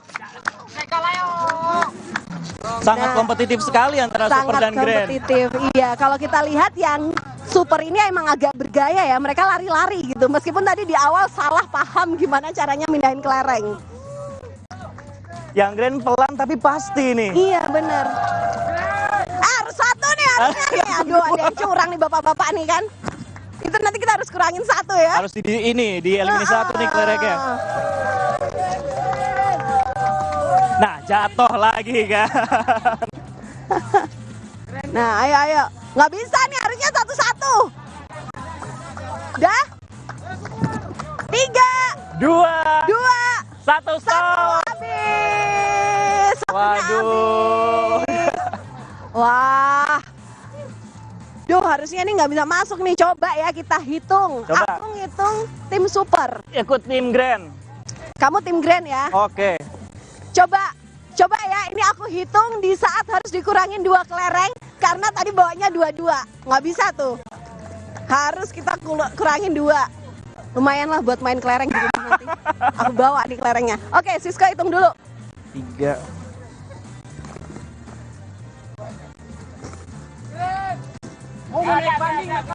Coba udah? 5. Kayak Coba ya, 1, 2, 3, 4, 5, 6, 7, 8, 9, 10, 11, 12, 13, 14, 17. 10 ini 16. Wih, menang tipis. Jadi yang Super 17. Yang Grand 16. Yang Grand 16. Ya, sayang sekali. Nah, oke deh. Aku panggilin teman-teman tim Kijang Super. Nggak apa-apa ya, nanti ini hadiahnya dibagi biasanya. Nah, ini hadiah dari kami, kecil-kecilan aja, tapi semoga happy. Boleh ngucapin selamat dulu nggak? Boleh. Adep ke kamera dong, adep ke kamera dong. Semoga bermanfaat, Om. Semoga bermanfaat, Om. Dadah, kamera, Om. Aduh, jadi gantiin MC-nya nih. MC-nya jadi gantiin hostnya. Terima kasih, teman-teman. Nah, kita akan ngobrol dulu. Kita akan ngobrol dengan beberapa dari perwakilan dari tim Kijang Super. Boleh gabung bareng kami? Oke, kita kesini. Kita geser. Nanti kita akan cek yel-yelnya lagi ya. Jadi masih semangat kan? Masih. Mantap. Mainannya gundu, nostalgia juga, mobilnya juga gak kalah melegenda juga. Di sini Bang, banget Bang, main sini. Kenapa sih nggak gigit? Aduh, nggak gigit kok, bukan buaya kita. Oke, kenalan dulu. Jadi namanya siapa? Nama saya Waya. Mas Waya. Saya Joni Juber. Oke, gini aja deh panggilannya Om ya. Om Waya dan Om Joni. Om, mau nanya nih Om, kan kalau ini kan kegiatannya cukup sering dilakukan nih. Biasanya kalau kumpul-kumpul itu ngapain aja? Bahas perawatan kah atau mungkin bahas gatheringnya kah atau kayak apa sih? Sejauh ini sih nggak jauh dari komunitas-komunitas yang lain. Yang paling utama tentunya karena kita menggunakan unit kendaraan yang sudah lumayan tua lah ya. Benar. Bahkan mungkin lebih tua dari dari kami. Ya. Jadi yang jelas satu mungkin perawatan, spare partnya. Di mana sih ada spare part murah? Biasanya kan di komunitas ini lebih gampang. Benar. Om, baut ini gue susah banget nyari. Di mana dong? Nah, kita berbagi sharing lah intinya. Tentang untuk perawatan kendaraan, bengkelnya di mana sih yang rekomen? Bensin gue boros banget. Nah, kan ada aja celetukan kayak gitu. Kurang lebih mah begitu Bang Waya. Iya, memang rata-rata komunitas itu memang tukar info seputar penggantian spare part ya. Nah, tapi kalau dilihat dari lawasnya mobil ini, itu kan biasanya rentan sama mogok ya. Nah, itu gimana Om Waya? Jadi udah berapa lama pakai dan feel apa yang dirasain ketika pakai ini mobil Kijang Super ini? Sebenarnya Kijang Super tuh sangat sederhana, Gimana Spare partnya sederhananya? murah-murah, gampang didapat. Yang jelas perawatan yang pertama tuh oli, kita cek platina, sama kita lihat CDI, coil biasanya gitu. Jadi sebelum kita berangkat kita harus cek semuanya. Dari rem, dari pengapian kita harus cek semua. Tapi biasanya kalau misalnya modif gitu, apa aja sih yang biasanya sering dimodif? Ini kan kalau tadi yang di belakang, tadi waktu aku sama Sisko di bagian segmen awal, itu kan kelihatan ya tinggi kijangnya beda, padahal itu sama. Tuh yang beda tuh. Ini biasanya apa sih modif-modif yang dilakukan? Selain ban mobil pasti ya, yang itu akan sering dimodif ya. Jadi kan masing-masing si pemegang kendaraan ini kan punya mindset sendiri-sendiri, punya tema sendiri-sendiri. Kebetulan saya salah satu pemilik kendaraan Kijang yang memiliki tema suka jalan ke pegunungan. Oke, masih kuat ya ini mobil ya? Saya setiap bulan itu saya meluangkan waktu karena keluarga saya ada di daerah Cilacap, Jawa Tengah. Jadi saya setiap bulan itu pasti menggunakan kendaraan Kijang tersebut untuk mudik nengokin anak. Berarti yang diubah apanya nih, bannya juga? Saya merubah kaki-kaki sama ban. Tapi itu cuman sekedar pemanis saja, karena memang kontur ke daerah saya itu bukan datar, agak sedikit pegunungan, makanya saya pikir temanya cocok tinggi nih. Nah gitu. Tapi ada juga beberapa teman-teman yang diceperin.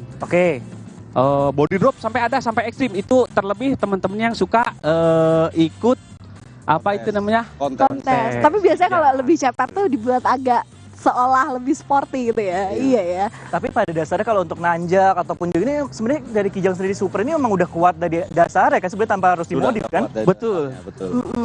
Aku punya juga Len, dan itu ke puncak dia nggak perlu diganjel, dia bisa jalan tetap naik sendiri ke atas. Emang jadul yang keren banget ya. Keren banget ya. Sekarang ini sebenarnya masih dijual nggak sih kalau kayak gini? Kemarin dapatnya dari mana? Dari teman-teman rekan komunitas juga di daerah lain atau gimana? Mas Wayan? Ada yang dari komunitas juga, ada dari pemakai. Biasanya kita tuh nyari dari pemakai yang benar-benar masih ori, masih kondisinya masih orisinil, gitu yang kita cari. Harganya biasanya berapa sih kalau kayak gitu? Gitaran kalau Kijang nggak ada rate harga ya. Kita lihat kondisi bodi mesin bagus, itu harga bisa tinggi.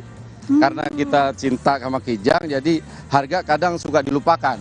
Gitu. Ada Kijang harganya sampai 50, 70, ada yang di bawah 30, tergantung kondisi sama keluarannya. Keluarannya, betul. Yang makin mahal biasanya keluaran paling lama apa yang paling baru justru kalau di Kijang ini?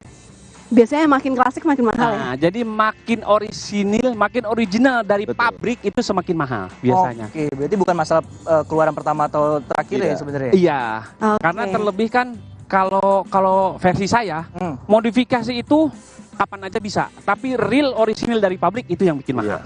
Temen saya malah sempat ngejual Kijang ini di harga 75 juta.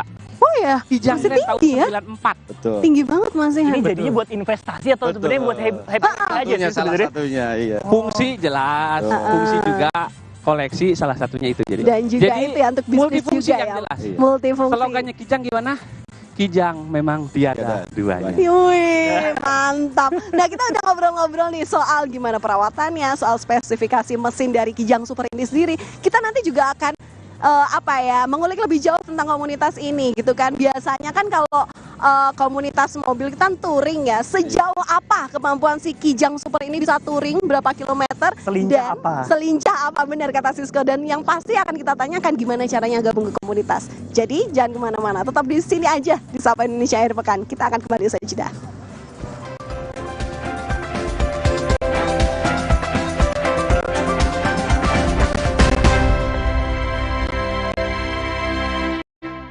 Pikir semua air mineral itu sama. Le mineral itu beda. Le mineral memang berbeda. Setiap tetesnya mengandung mineral esensial seimbang yang penting untuk tubuh dan juga membuat rasa airnya lebih segar. Segernya. Hanya butuh 3-4 menit bagi Anda untuk menggunakan hak pilih di bilik suara pemilu 2024. Namun, hasil pilihan Anda akan menentukan nasib 270 juta penduduk Indonesia selama 5 tahun ke depan. Untuk menggunakan hak pilih dengan tepat, Anda memerlukan informasi yang akurat dan juga terkurasi. Bagi Anda para kandidat di pemilu 2024, informasi yang akurat akan membantu Anda untuk memahami mood masyarakat. Selain itu, informasi yang akurat dan terkurasi akan membantu Anda untuk merumuskan strategi yang paling tepat untuk memenangi kontestasi 2024. Harian Kompas dan ekstensinya Kompas ID ingin menjadi teman Anda dalam perjalanan menuju Pemilu 2024 dengan rubrik Strategi Pemilu 2024. Hasil kolaborasi antara Litbang Kompas dan tim redaksi Kompas ini menyajikan berita-berita dan analisis berbasis pada wawancara mendalam, kajian data berbasis survei, dan juga jajak pendapat. Mari menjadi kontestan dan pemilih yang terinformasi. Sido muncul berpengalaman 70 tahun mengolah herbal dengan varian produk yang paling lengkap. Inovasi terbaru, tolak angin soft capsule. Kami percaya Sido muncul. Kalau masuk angin, Orang pintar minum tolak angin. Nggak enak?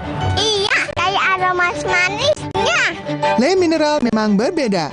Setiap tetesnya mengandung mineral esensial seimbang yang penting untuk tubuh dan juga membuat rasa airnya lebih segar. Le Mineral. Sikat gigi dengan sudut tepat bisa cegah mulut dan gusi luka. Aku pakai sikat gigi Sistema. Baru Sistema 9 Degree. Sudut 9 derajat menyikat gigi lebih nyaman tanpa melukai mulut. Total membersihkan, lembut di gusi sensitif pakai sikat gigi Sistema 9 Degree.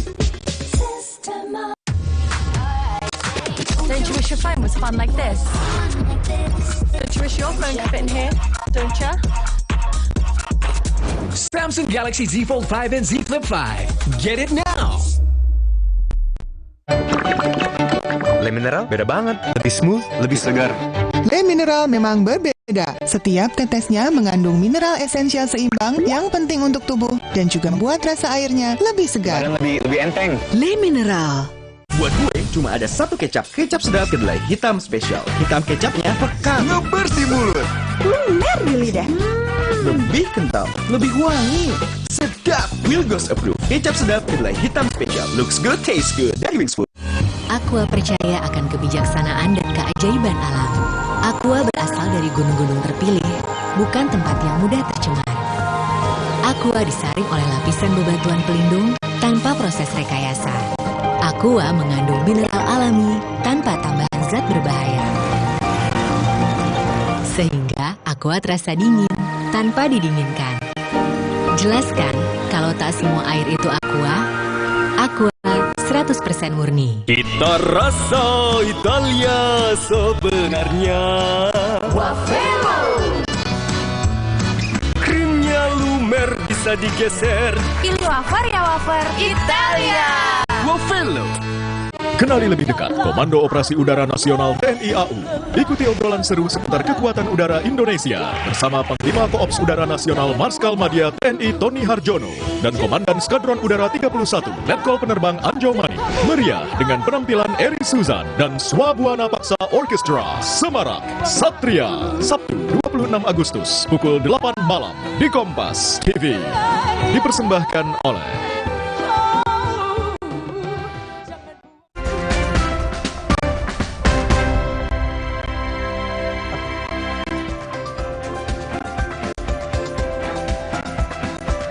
Kembali di Sapa Indonesia akhir pekan, masih bersama TKSC Toyota Kijang Super Community Indonesia. Waduh, saya kalau ingin ikut nih ngeliat komunitas saya ini Valen, karena punya mobilnya juga kebetulan. Nah Om, kegiatan-kegiatannya biasanya di komunitas itu seperti apa sih? Apalagi nanti kan udah mau 9 tahun ya TKSC. Kegiatannya kan apa, seperti apa aja Om Moti? Banyak kita adakan kegiatan sosial, seperti kita mengadakan mobil car rescue yang ada di depan. Oke. Juga ada kegiatan touring, menghadiri anip-anip dari chapter lain. Paling dekat kita pergi area Jabodetabek, paling jauh ke Aceh. Paling jauh ke Aceh? Ya. Persiapannya kayak apa aja tuh untuk ke Aceh biasanya tuh? Biasa aja, servis ringan aja. Servis ringan aja? Ya. Nah, tapi biasanya nih kalau bapak-bapak touring mobil, ini pada bawa keluarganya nggak sih?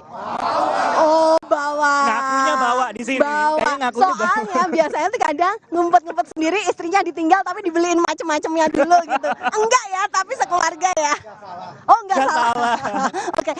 Nah, tapi nih, aku mau tanya ke Mang Aji. Mang Aji, ini kan kalau mobil klasik istilahnya ya, kadang ketika touring bahkan tadi jauh sampai ke Aceh gitu kan.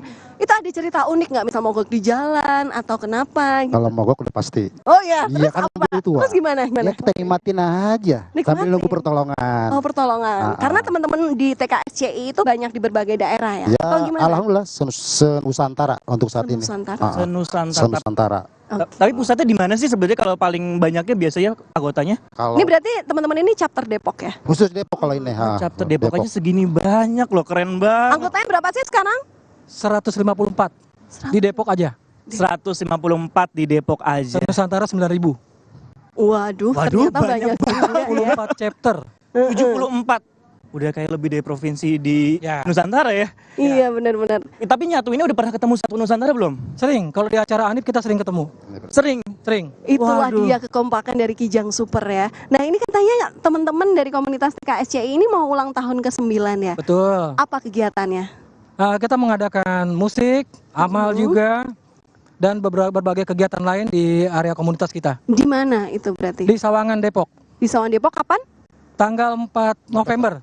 4 November. Ya. Kami itu kalau orang di luar TKSCI boleh ikut gak sih? Kalau kayak kita nih mau ikut gimana? Boleh Bang, boleh banget. Kita boleh terbuka. Asal judulnya Roda 4. Roda 4, baik. Nah, penasaran nih, sebenarnya kalau mau gabung ke komunitas TKSCI harus punya mobil Kijang atau gimana persyaratannya? Gampang syaratnya. Apa tuh?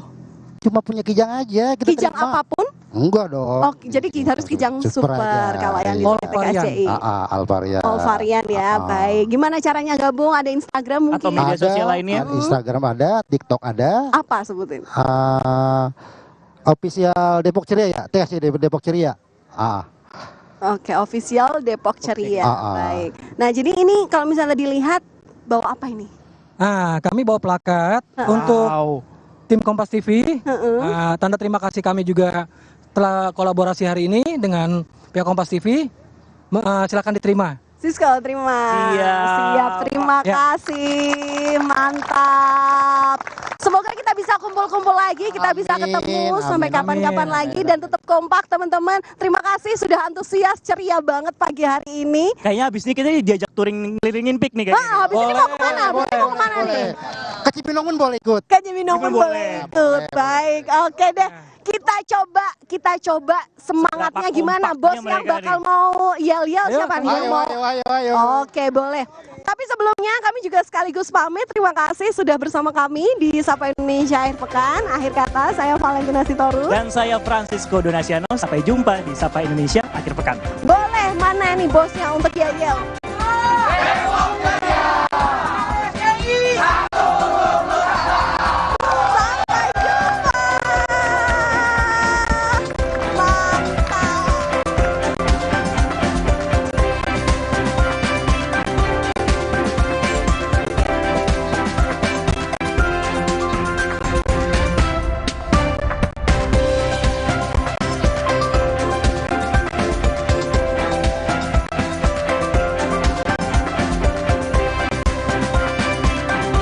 Upaya dan harapan menjadi kunci utama menuju sebuah pencapaian. Rayakan kemajuan Indonesia Raya segera di September.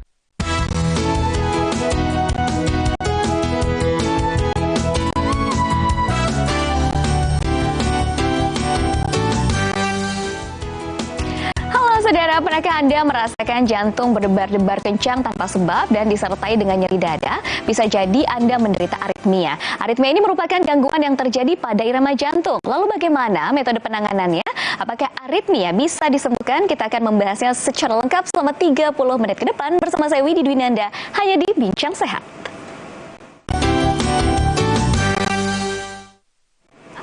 Ya, tentunya untuk membahas hal ini, saya sudah kedatangan narasumber yang begitu luar biasa, seorang konsultan kardiologi intervensi jantung dan aritmia, Chairman of Cardiology Center Eka Hospital BSD, yaitu ada Dr. Muhammad Yamin, dan juga ada konsultan kardiologi intervensi jantung dan aritmia Eka Hospital BSD, yaitu Dr. Ignatius Jansen NG. Oke, pertama mungkin saya akan bertanya dulu kepada Dr. Yamin, sebenarnya apa itu aritmia jantung? Bisa dijelaskan dan kenapa itu bisa terjadi? Apa penyebabnya? Ya, baik. Jadi jantung kita itu ibarat mesin. Jadi ada komponen listriknya ya, ada sistem konduksi atau sistem listrik jantung. Nah, sistem listrik jantung ini kalau dia mengalami gangguan bisa menjadi terlalu cepat atau terlalu lambat. Nah, terlalu cepat ini tentu akan menimbulkan keluhan, berdebar, kencang, ya, denyutnya tidak teratur, bisa juga teratur, kemudian atau terlalu lambat. Nah, itu kira-kira dua jenis aritmia dalam pembagian yang besar. Nah, penyebabnya tentu banyak ya. Penyebabnya itu bisa penyebab karena dari jantungnya sendiri. Jadi ada penyebab karena kelainan struktur jantung yang memudahkan timbul aritmia. Biasanya pasien dengan kelainan klep, kemudian detak jantungnya menebal, atau pasien yang pernah serangan jantung, itu ada bekas-bekas parut. Ada riwayatnya ya? Ya, bekas parutnya itu bisa menyebabkan terjadi pusat konslet atau sumber konslet. Kemudian kalau yang lambat bisa juga karena adanya proses-proses degeneratif atau istilahnya aging. Jadi pada usia-usia tertentu, baterai alamiah yang ada pada jantung kita ini masa pakainya habis, ya, sehingga dia mengalami kelemahan, sehingga menimbulkan irama yang lambat. Jadi bisa cepat, bisa lambat. Nah, penyebab di luar jantung juga bisa. Misalnya yang paling sering adalah adanya pengaruh hormonal, yaitu hormon tiroid. Jadi hormon tiroid ini kalau dia aktivitasnya sangat meningkat, berlebihan, bisa menimbulkan aritmia yang sifatnya mempercepat laju nadi. Tapi kalau dia rendah, bisa juga melambatkan laju nadi. Itu secara umum sebab-sebab yang bisa menimbulkan aritmia. Jadi bisa dari jantung, bisa dari non jantung. Dari jantung sendiri saya tambahkan sedikit lagi supaya jangan lupa, ada juga faktor selain tadi gangguan struktur atau gangguan struktur artinya bentuk dan ukuran ruang jantung. Bisa juga karena kelainan ion. Ya, kanal ion, kan listrik itu diatur oleh ion-ion listrik yang ada di dalam sel-sel jantung.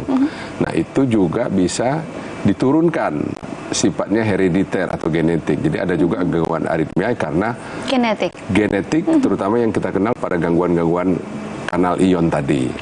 Itu secara umum yang bisa kita identifikasi.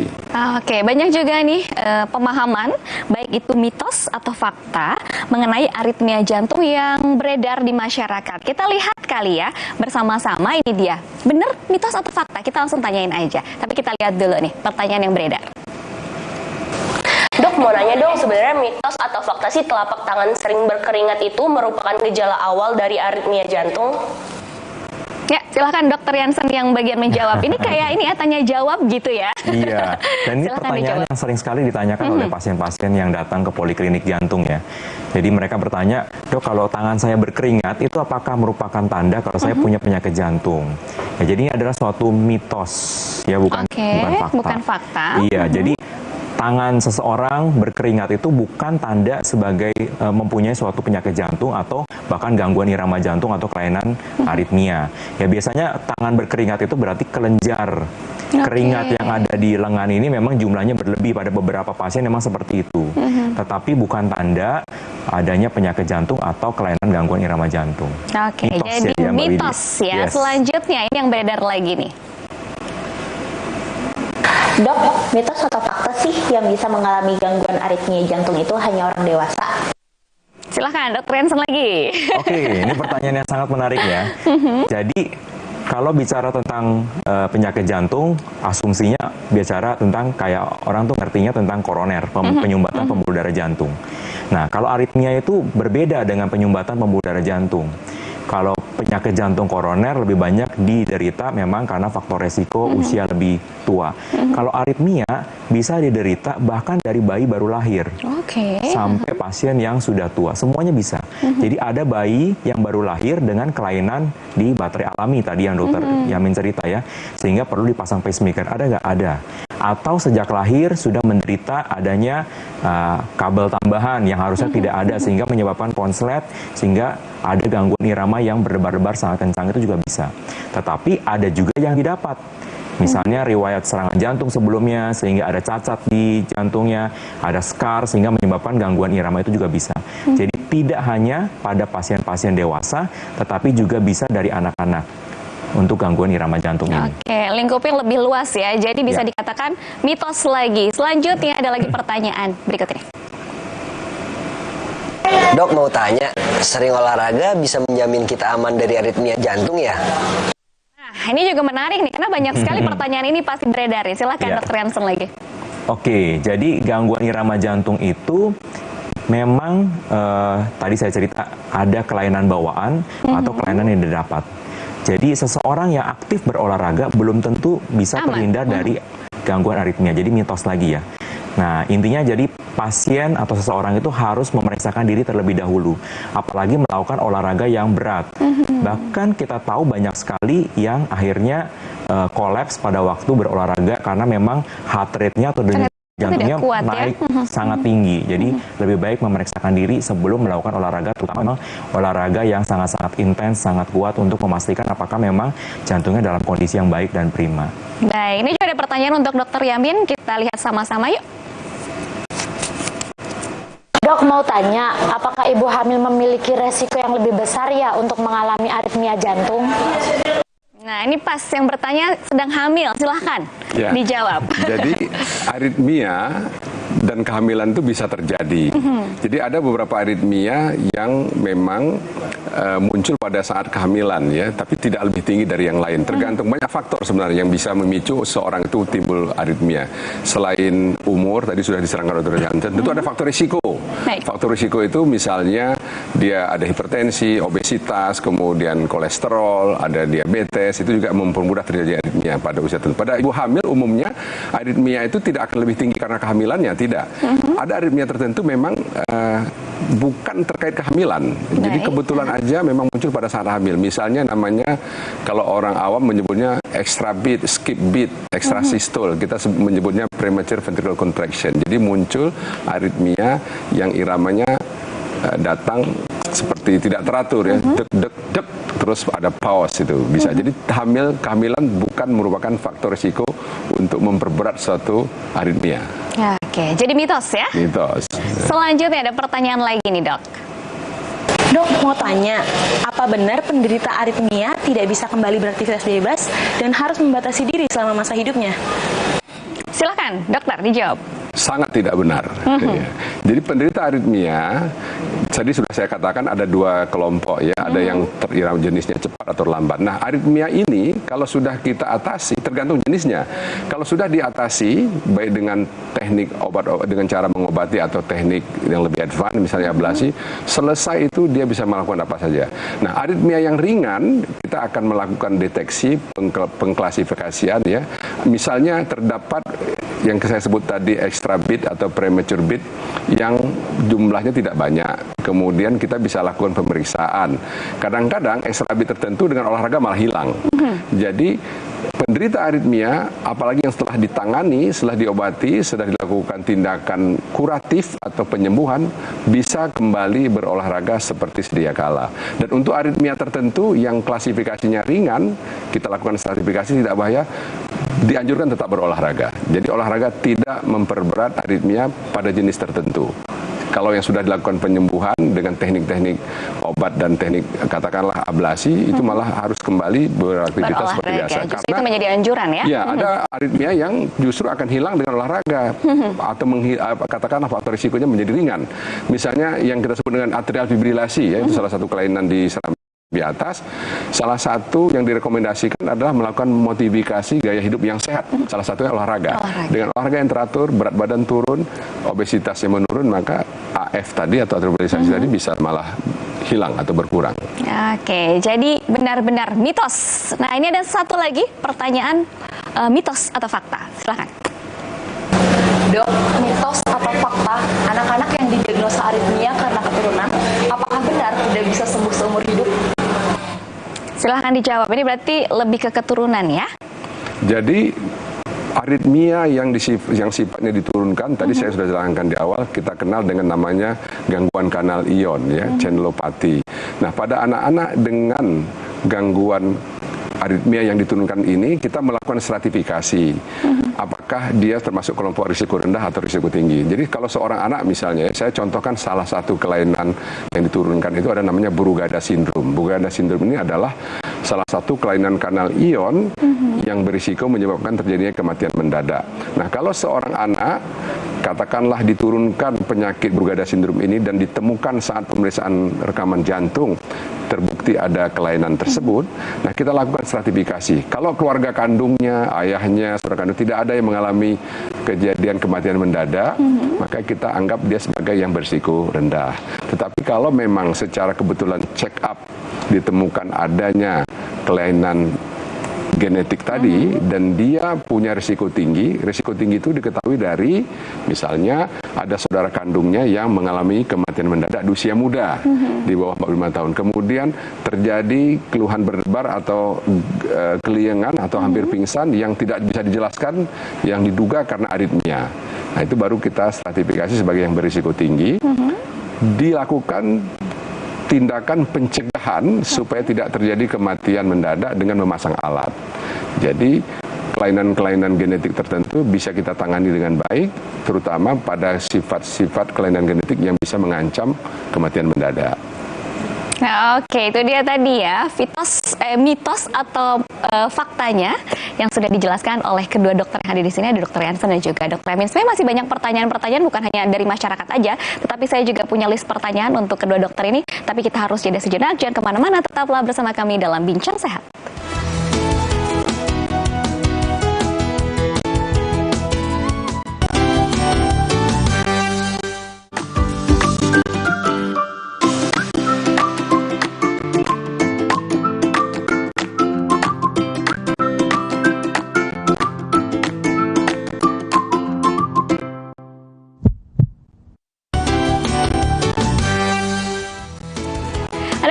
Kami dalam Bincang Sehat tentunya masih bersama saya Widi Dwinanda dan juga ada dua dokter dari Eka Hospital BSD, ada Dr. Jansen dan juga ada Dr. Yamin. Dr. Yamin, kita lanjutkan lagi nih perbincangan tadi, banyak pertanyaan sebenarnya nih.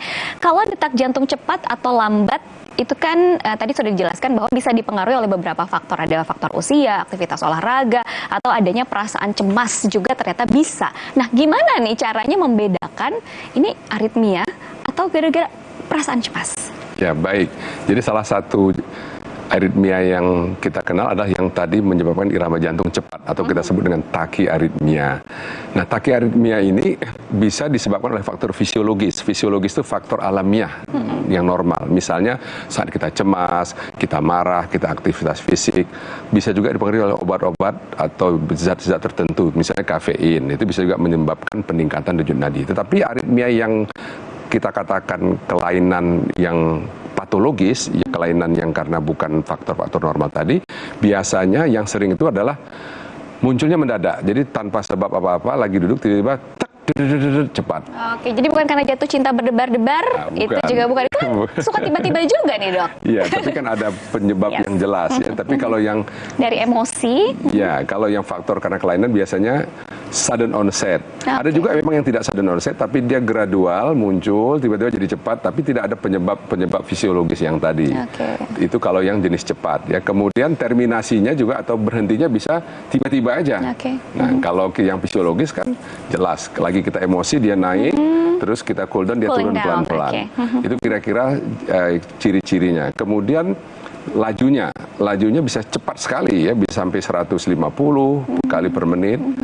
Itu jenis yang teratur. Ada juga jenis tidak teratur. Jenis tidak teratur juga bisa muncul dengan laju yang tinggi tapi tidak teratur. Jadi banyak sekali jenis aritmia yang kita kenal. Nah, kalau yang tipe lambat tentu tergantung kepada jenis kelainannya. Umumnya biasanya kalau memang misalnya contohnya yang tadi saya katakan baterai alamiahnya sudah habis ya, itu pada saat istirahat pun laju nadinya rendah dibandingkan orang normal. Kita tahu bahwa nadi normal itu rata-rata 60 di bawahnya, di atasnya kira-kira 100. Kecuali pada atlet ya, orang yang olahraga teratur bisa 50-40 kita anggap normal. Nah, tapi pada orang yang bukan olahragawan, kalau nadinya itu sudah di bawah 50, apalagi kalau disertai dengan keluhan, misalnya gampang capek, ya aktivitas sedikit sesak, tidak fit. Nah, kita menduga bahwa kelambatan nadi ini karena faktor-faktor kelainan, bukan karena faktor yang fisiologis atau normal. Jadi jelas ya. Lalu bagaimana cara dokter spesialis jantung ini akhirnya bisa menegakkan diagnosis dari aritmia? Ya, untuk menegakkan diagnosis aritmia kita tetap harus melakukan pemeriksaan lebih lanjut. Anamnesis, wawancara. Tanya keluhannya, seperti yang katakan tadi, kalau yang cepat apakah ada tiba-tiba muncul keluhan cepat disertai keliengan atau tidak. Nah, kalau yang lambat biasanya karena denyut yang lambat itu akan mengurangi curah jantung sehingga suplai ke organ-organ penting menjadi menurun. Biasanya orang mengeluhkan lekas capek, tidak fit ya, kadang-kadang sekali-sekali keliengan. Nah, dengan cara itu kita mulai mengarahkan untuk melakukan pemeriksaan lanjutan. Biasanya kita lakukan pemeriksaan fisik seperti biasa, dilakukan pemeriksaan jantung. Nah, yang sederhana tentu melakukan rekaman EKG atau listrik jantung sesaat. Nah, tidak jarang memang saat kita melakukan EKG itu kita tidak menemukan apa-apa karena saat itu bisa saja si aritmia, si konslet tadi belum datang, ya kan, misalnya datangnya katakanlah sehari sekali, saat dia ke dokter lagi nggak datang. Nah, dengan demikian untuk tetap bisa menangkap kelainan tersebut kita melakukan pemeriksaan tambahan. Kita menyebutnya pemeriksaan EKG jangka panjang, secara medis disebut dengan Holter atau prolong cardiac monitoring. Nah, alat itu dipasang seperti CCTV lah. Nah, ditaruh di badan. Sekarang canggih, bisa ditempel, orang bisa tetap berenang, bisa 2 hari, 3 hari, seminggu, 2 minggu, bahkan ada yang sebulan. Nah, dengan memasang itu dalam jangka panjang, dia akan merekam irama selama 24 jam, baik sedang diam, tidur, aktivitas. Nah, kemungkinan kita untuk bisa menangkap momen terjadinya aritmia tadi lebih besar. Nah, setelah itu ketangkap, kita akan analisis itu data hasil rekaman tadi, kayak polisi melihat CCTV. Oh, si Anu biang keroknya. Datangnya jam berapa gitu ya? Apa jenisnya? Dan dengan itu, data itu baru kita bisa menetapkan program selanjutnya untuk pasien ini. Mau diapakan? Apakah cukup dengan obat atau disertai dengan katakanlah modifikasi gaya hidup, atau harus ada penanganan lanjutan yang tidak cukup dengan obat saja. Jadi banyak faktor yang akan menentukan strategi lanjutannya. Penanganan lanjutannya seperti apa? Lalu Dr. Jansen, apakah benar nih yang namanya fibrilasi ventrikel ini termasuk aritmia yang dapat mengancam nyawa? Kenapa bisa dikatakan seperti itu? Ya, jadi sudah disebutkan sebelumnya, jadi gangguan irama jantung atau aritmia itu memang ada yang cepat, ada yang lambat, atau bahkan ada yang tidak beraturan. Fibrilasi ventrikel ini adalah salah satu gangguan irama yang cepat. Jantung berdenyut sangat tidak beraturan, ya, sangat cepat sekali, jadi tidak beraturan. Jadi kalau jantung yang normal itu fungsinya dia sebagai pompa. Dia mendapatkan darah dari seluruh tubuh, kemudian memompa secara berkala. Ya, jadi bayangkan kalau dalam kondisi fibrilasi ventrikel itu jantungnya berdenyut sangat tidak beraturan, sehingga tidak ada darah yang keluar. Kalau tidak ada darah yang keluar, otomatis tidak ada suplai oksigen ke seluruh organ-organ tubuh yang lainnya. Dan ini merupakan salah satu kondisi yang fatal. Kalau tidak segera mendapatkan pertolongan, gangguan irama yang fibrilasi ventrikel ini bisa menyebabkan kematian jantung mendadak atau sudden cardiac death, seperti itu.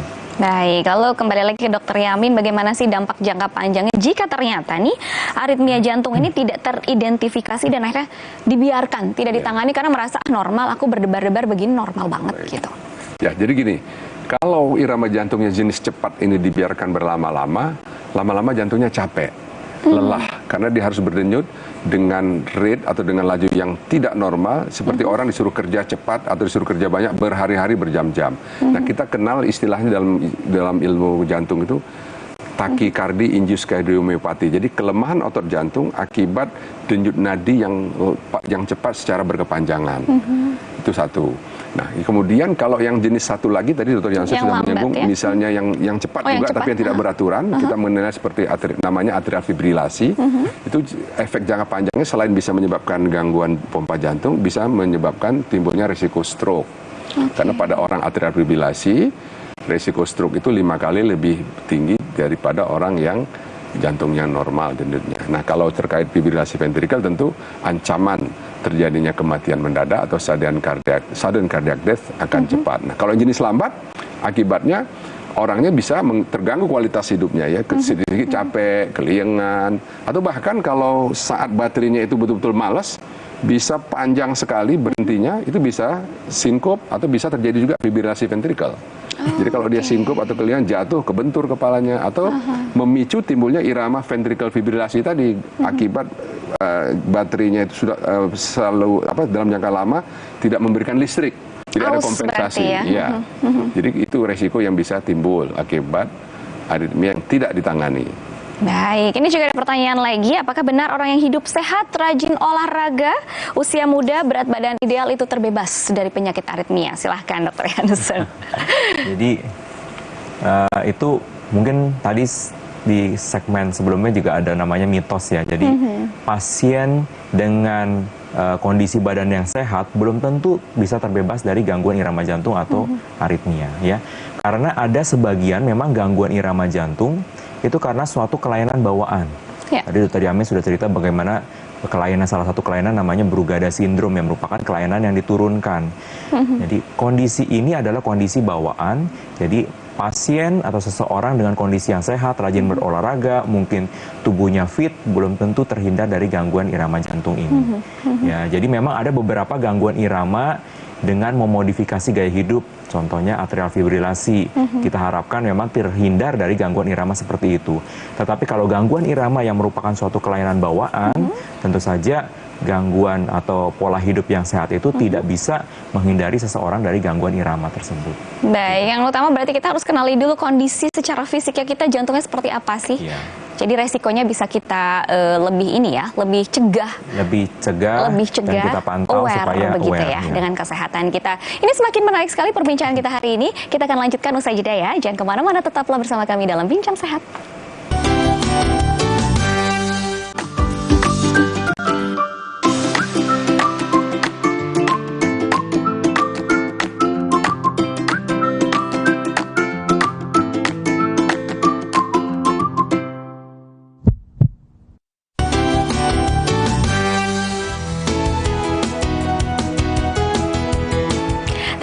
Anda masih bersama kami dalam Bincang Sehat, tentunya masih membahas mengenai tema kita hari ini di dunia kesehatan, yaitu metode penanganan aritmia jantung. Masih bersama Dr.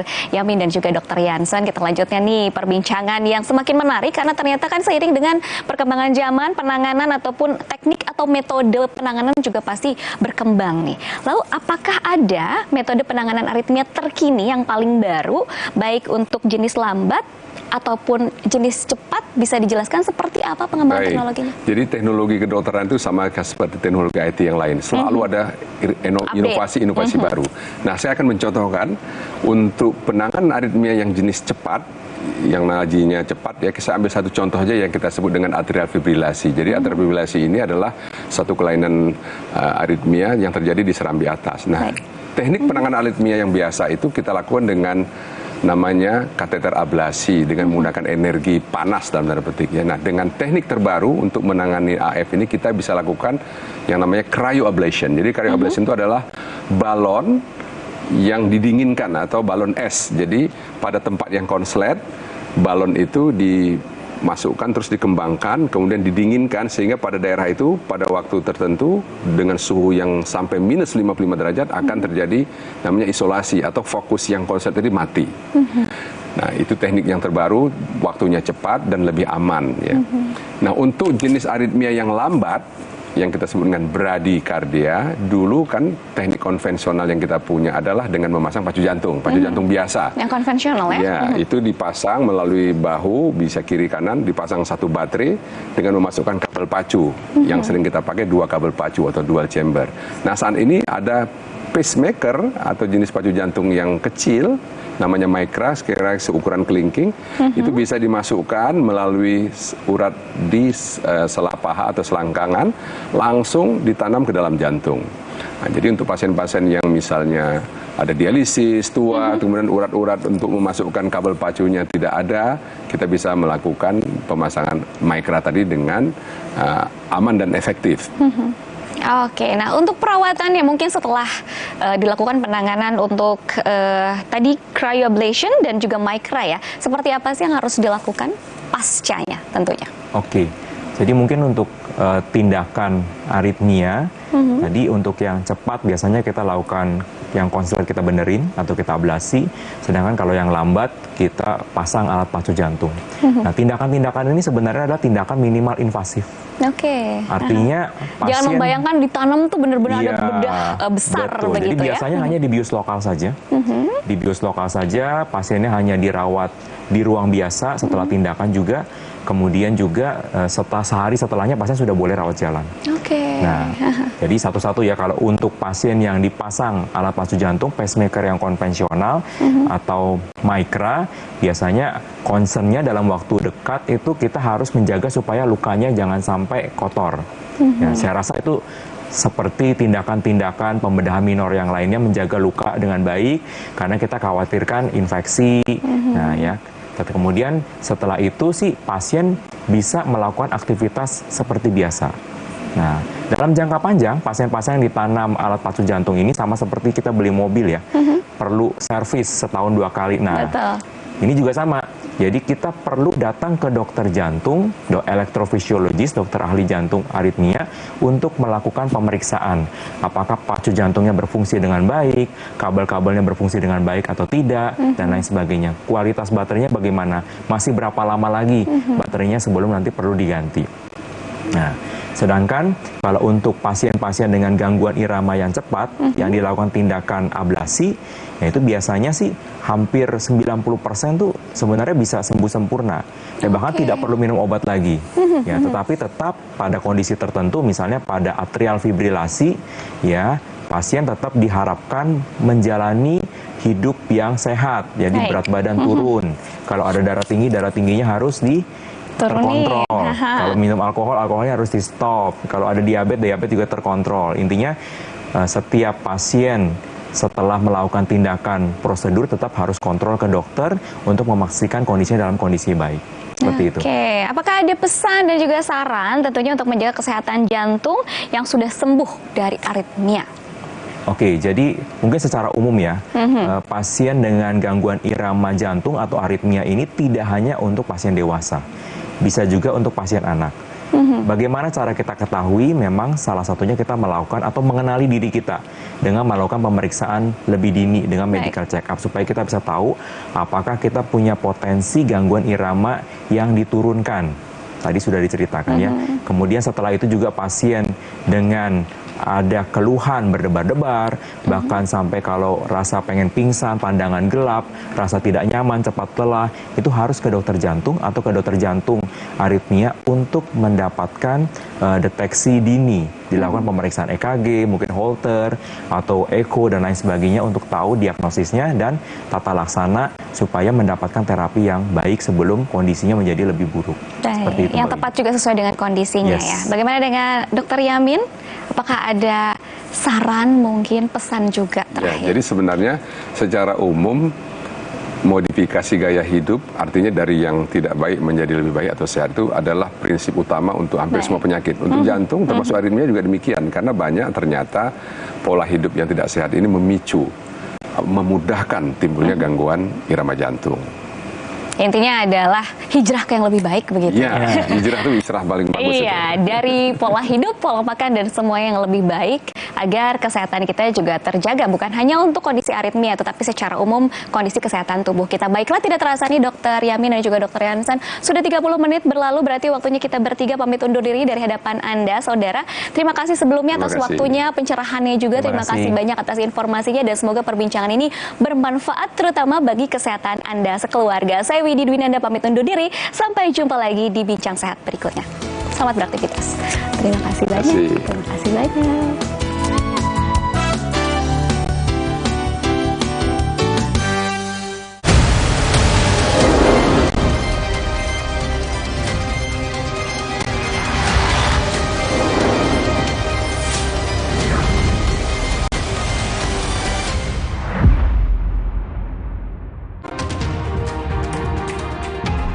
Sebuah kandang ayam di Kabupaten Madiun, Jawa Timur terbakar. Akibatnya ribuan ayam mati dilalap api.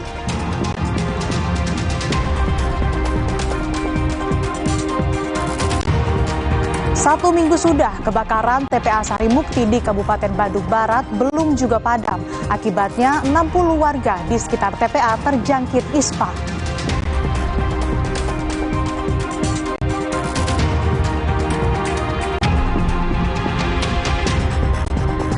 Polres Bogor mengumumkan hasil tes DNA 2 bayi yang diduga tertukar. Hasil DNA menyatakan kedua bayi ini memang tertukar.